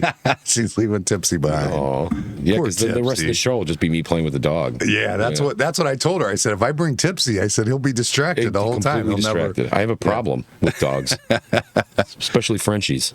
That dog, I love that dog. Me too, That's the man. greatest dog I've ever owned. My son went up to her. She'd never met him. They never met each other, and she was so sweet. Oh yeah, she's a sweetheart for sure. Now I say she's the greatest dog, but Chipper, Yeah. Tip to Chipper. We love Chipper. That's my baby. Oh. When my mom was 16, before she had me, she had Chipper. 15 maybe. She had Chipper. That was her dog. Yeah. When I was born, that dog protected me. Like she would bite anybody if they fucked with me. Yeah. Like this little shit would bite anything. Got hit by a car, wired up jaw, but touch me. I dare you. You'll have wire in your freaking Wow. arm. What kind of dog? I don't know what it was. It looked like kind of like a miniature collie. Okay. Kind of like Like a that. Something Sheltie? like that. I don't know. I really don't know. I was a kid. Yeah. It was Chipper. I don't know. She was Chipper. Like nobody will ever replace Chipper, but Tipsy's close. It's. And she's young. I mean, I'm not sure. I'm not sure if this makes for good radio or whatnot. But like, isn't it funny how the dogs, like when my son was born, my dog's selfish and she's kind of a little bitch, right? She's a daddy's girl. Yeah. And but when my son was born, it's like she can sense that he's a mini version of me. Yeah, And they're get it. tight. They understand. Yeah. They understand. I had a boxer when Dylan was born. Layla was her name. And that boxer would literally never go up the stairs, but you'd be cutting the grass and she'd be looking out the window upstairs. But when you were in the house, she knew she wasn't allowed up the stairs. Yeah. But when Dylan would cry upstairs, he'd be up in the bedroom crying. Yeah. She would freak out, like, because we're watching her. She'd get like 3/4 of the way up steps, and she's like, she don't know what to do. Like, she's got to go protect him. You know? She was a good girl too. She went to my mom when we bought the bar because we just didn't have time for her. Because back then my wife had to be involved way more than she is now, and But she was a good dog too. But Tipsy's number one. Tipsy and Chipper. I could never walk away from Chipper because she was my baby. Yeah. She took care of me when I was a kid. So my drummer just texted me. He says, "Hey, I'm logging off, Muddy. Don't get canceled. You're doing great." Don't get canceled. Don't get canceled. How are we gonna get canceled? I don't know. Because of Basil Hayden? Probably. It's possible. Yeah. Basil Hayden might have that effect. You know what I should have done? I should have had Tex bring his up here. So me and Tex have this thing. My brother died of an overdose. Mine too. My brother lived in Hawaii most of his life. Like I guess not most of his life, but when he became an adult, my dad moved him away when he was like 16 to West Virginia. 18, he comes back here, serves an apprenticeship, Carpenters Union, gets his journeyman card and all that stuff. Decides to go to college. My sister at that point was going to Marshall University. He goes to Marshall, does that whole thing, fraternity, blah, blah, blah. And then as he's graduating, he's working at Outback Steakhouse, and they offer to transfer him to Hawaii for management training. He's like, yeah, I'm going to do that. That sounds right. And he was in Hawaii he left for a little bit, like that didn't work out, and he came back, and then he went back there. But I talk him into coming back here because he's broke. He doesn't have anything. He's renting a room down there. He's serving. I'm like, dude, come back down here. You're a carpenter. You went to school. Yeah. And you're working in restaurants. Guess what? I have a construction company and I own a restaurant. Like you need to be here with us so we could do some stuff. Yeah. And he comes back and he had a drug addict, but I didn't know that. I didn't find that out until he got back. We went to Put-in-Bay, and it was the girl at the coat room. She goes, something about, because he had a private, like he went to Levels. Like I was so annoyed by that anyways, because I go to Put-in-Bay, I don't want to go to Levels. That's the dumbest place ever. Have you ever been there? I don't think so. It's like a nightclub at Put-in-Bay. I don't go there. It's just lame. It's crowded at night. Is that the one above? Yeah, it's above the Mr. hotel. Ed's? No, it's the one it's behind like the grocery store. Okay. It's like right back behind the grocery store. I do know of it, but I've never been in there. It's a crowded piece of shit. That's what he decides to go do. And it's like, I was so annoyed that he even wanted to go there. I'm like, okay. So he's like, I got a private room. I'm in a swim-up bar. Yeah. I don't want to go to a private room. Yeah. But whatever. That's what he wanted to do. So we get up, we get dressed, we go up to the swim-up bar area or whatever, or the private room. And the girl behind the coat check or whatever, where you pay for the private room or whatever, she's like saying something about him offering coke. I'm like, okay. Yeah. Like I didn't know he did that, because when he left to go to Hawaii, you couldn't even get him to cuss. You couldn't even get him to drink beer. Now all of a sudden he's doing coke. That? What? Yeah. So he had a problem, which I didn't think it was a big deal. And owning a bar, I do know that people do it. I don't agree with it, but I do know it happens. And I'm like, maybe I'm being too much of a stickler. I don't want to chase my brother away. So I just minded my own business, but he ended up overdosing. Mostly because he had a patch on of lidocaine, which apparently lidocaine and cocaine don't make. Wait, it was that night it happened at Put-in-Bay? No. Oh. It was later, but that was your first experience. That was the first time I knew that he had something going on. I didn't know he did stuff like that. Yeah. I just had no clue. Wow. Like I said, when he left, he didn't cuss. He didn't drink. He didn't do any of that stuff. He's 22 years old when he left. He didn't even drink beer, cuss, nothing. Now all of a sudden you're doing hardcore drugs. Like, that's crazy to me. Yeah. So he ended up doing coke and lidocaine patch he had on his back. And apparently the two don't mix. Yeah.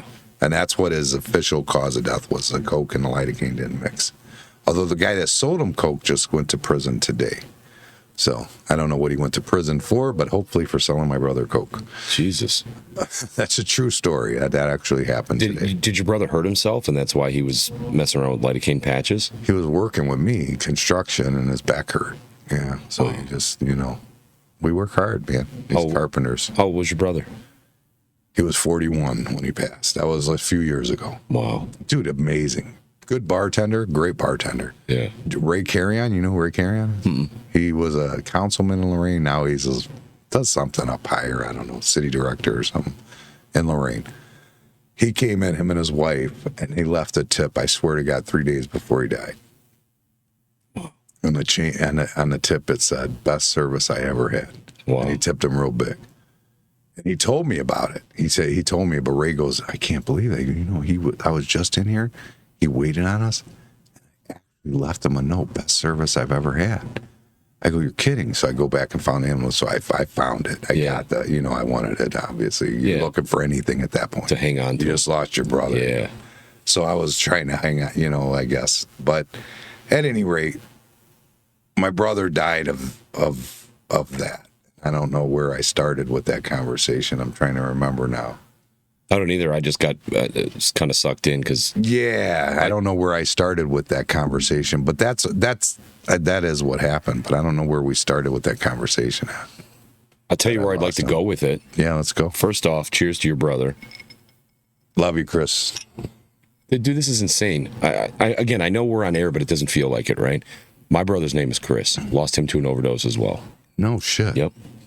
But where I wanted to go was away from the morbid stuff. Yeah. And say, is there any way that we could use Ray's influence in the city of Lorain to fix whatever the fuck is going on Route 58 regarding the traffic situation and the lights? I want to know who's in charge of the traffic light situation. Why? What's wrong with it? I don't go down there. Talk to me. It's a traffic jam. It's like going downtown Cleveland every day, multiple times a day. I mean, we've had like Giardini on the podcast. He's linked pretty good with like Bradley. Maybe we could reach out. I want to be in control of it for 1 week and let me see if I can improve the efficiency of the traffic situation. That's all I want. Give me the fucking red button or whatever for 1 week because it's a shit show. It's that bad? It's so bad. There's no rhyme or reason to it. It's the biggest bottleneck in the county. It's got to be. Is that where you live on the west side over there? Yeah. So I live in a development over by the Kohl's Home Depot. Okay, I got you. Development back there. My cousin used to live back there. 58 is a shit show, and again, I'm in sales, so I'm traveling all over Lorain County and Cuyahoga County. 58 is worse than Westlake, Avon, like over by the Commons and stuff like that. It's terrible. The whiskey's kicking in. I gotta pee. Oh man! So what do I got to do while you're doing that? Just talk. Just talk. All right. Well, I'm going to take this opportunity. Sing? No. I'm going to take this opportunity to promote some upcoming shows. For those of you that are Bad Juju fans, thank you. Continue to come to shows. For those of you that have never seen us before, we're going to be at the Barrel House this Friday, 8 to midnight. I would suggest getting there probably earlier, say 7-ish. Barrel House in Sandusky. Let's see, what do we got? Saturday, we are playing our first show at the Harbor House Bar and Grill, which is in Huron, starting at 7 o'clock. And then we're back at the local Strongsville the following week with a dual show with Alternation, incredible band. Definitely go to that one. You're getting a 2-for-1 deal. Then we're going to go... You should give them shows. Oh, coming up shows. That's what I'm doing. All right. Perfect. Yeah. So then after that, we're going to be out towards the Youngstown area, up a creek. It's an incredible party. There's a DJ immediately after us, so that we get to hang out and party for a little bit. And check out our schedule, badjujucleveland.com. If you're not already following us on social media, at the very least, we would hope that you would follow us on Facebook. It's Bad Juju Cleveland on all platforms. And again, the acoustic show is going to be something unique for those of you that have seen a lot of regular, traditional Bad Juju shows. And for those of you that are cheap, it's free. It's free. And if you want a good brunch, Richfield Preserve, by the way, is gorgeous. I dare you to call it the Jewish concert. I see what you're saying. I almost stumbled into that one. come to the free show. It's our thank you to the fans to getting us to 8,000, even though now we're already at 9,000. So that's just You're gonna hit in 10. a testament. Yeah. Probably before the show. God, I hope so. September? I You could hope do so. it. That's crazy.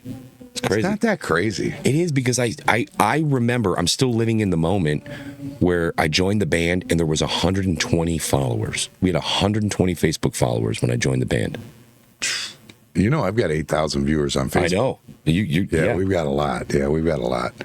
On the bar and grill page, not the bar talk. Mm-hmm. Bar talk is a lot less, but I always put it out on the bar and grill page because that's where I got the followers at for the most part.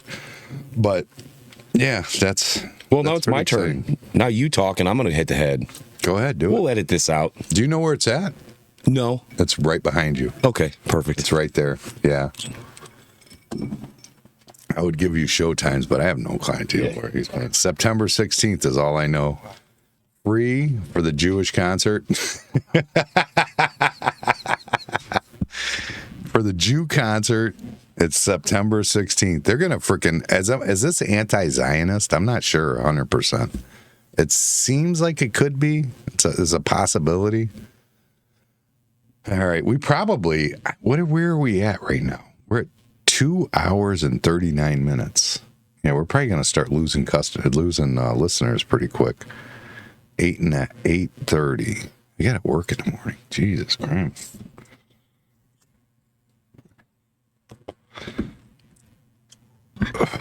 This is a good time. My wife is literally bringing lasagna. How awesome is that? So I can't make it to home on time. So she's just going to bring me lasagna right to the restaurant. She's here with it right now. She's here. We got to probably go off air so I can eat some lasagna. I would imagine. That's my favorite thing. I'm like Garfield.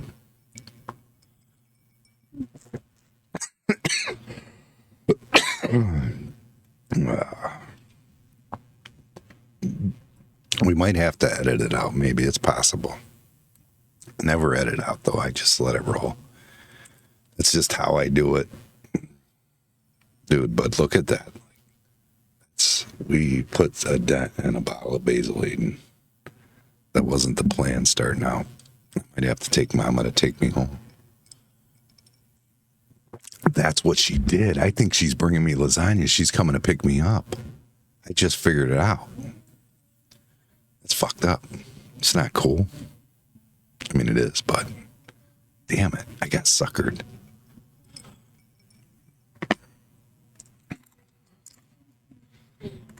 Level 2, level 3, level 2. 8 minutes ago? Level 2. What does that mean, level 2? Level 3? She's here. Your wife is here? Yeah, Oh, I nice. just looked. I can hear a guitar downstairs, too. They're jamming. Yeah. Yeah, she's got lasagna too. No. Yeah, we can go jam Jam and eat lasagna. and eat lasagna, and we can get the hell off of this. She's telling me to log off. She doesn't want to come up while we're on. Ah, All right. I understand that. We're out of here. Peace.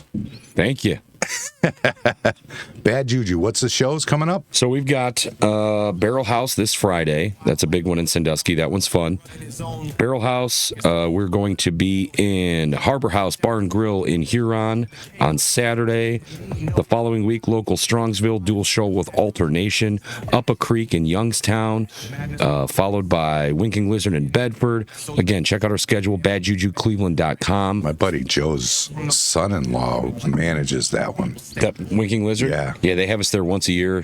Tiny, tiny stage, but awesome energy. Great outside venue. Oh, yeah, for sure. Just check us out on social media, Bad Juju Cleveland, on all platforms, and our website, badjujucleveland.com. Thanks, dude, for having me, man. This is awesome. This is awesome. And he's sober when he's performing, just so for the record. For the most part. Cheers, brother. Thank you so much. Thanks you. for I having me. really appreciate you coming in. Of course. Podcast is a wrestling ring. Jimmy's the champ. Randoms get grilled under the ring light lamp. Got foes and fans, but the numbers don't lie. Keep it raw and uncut till the wire.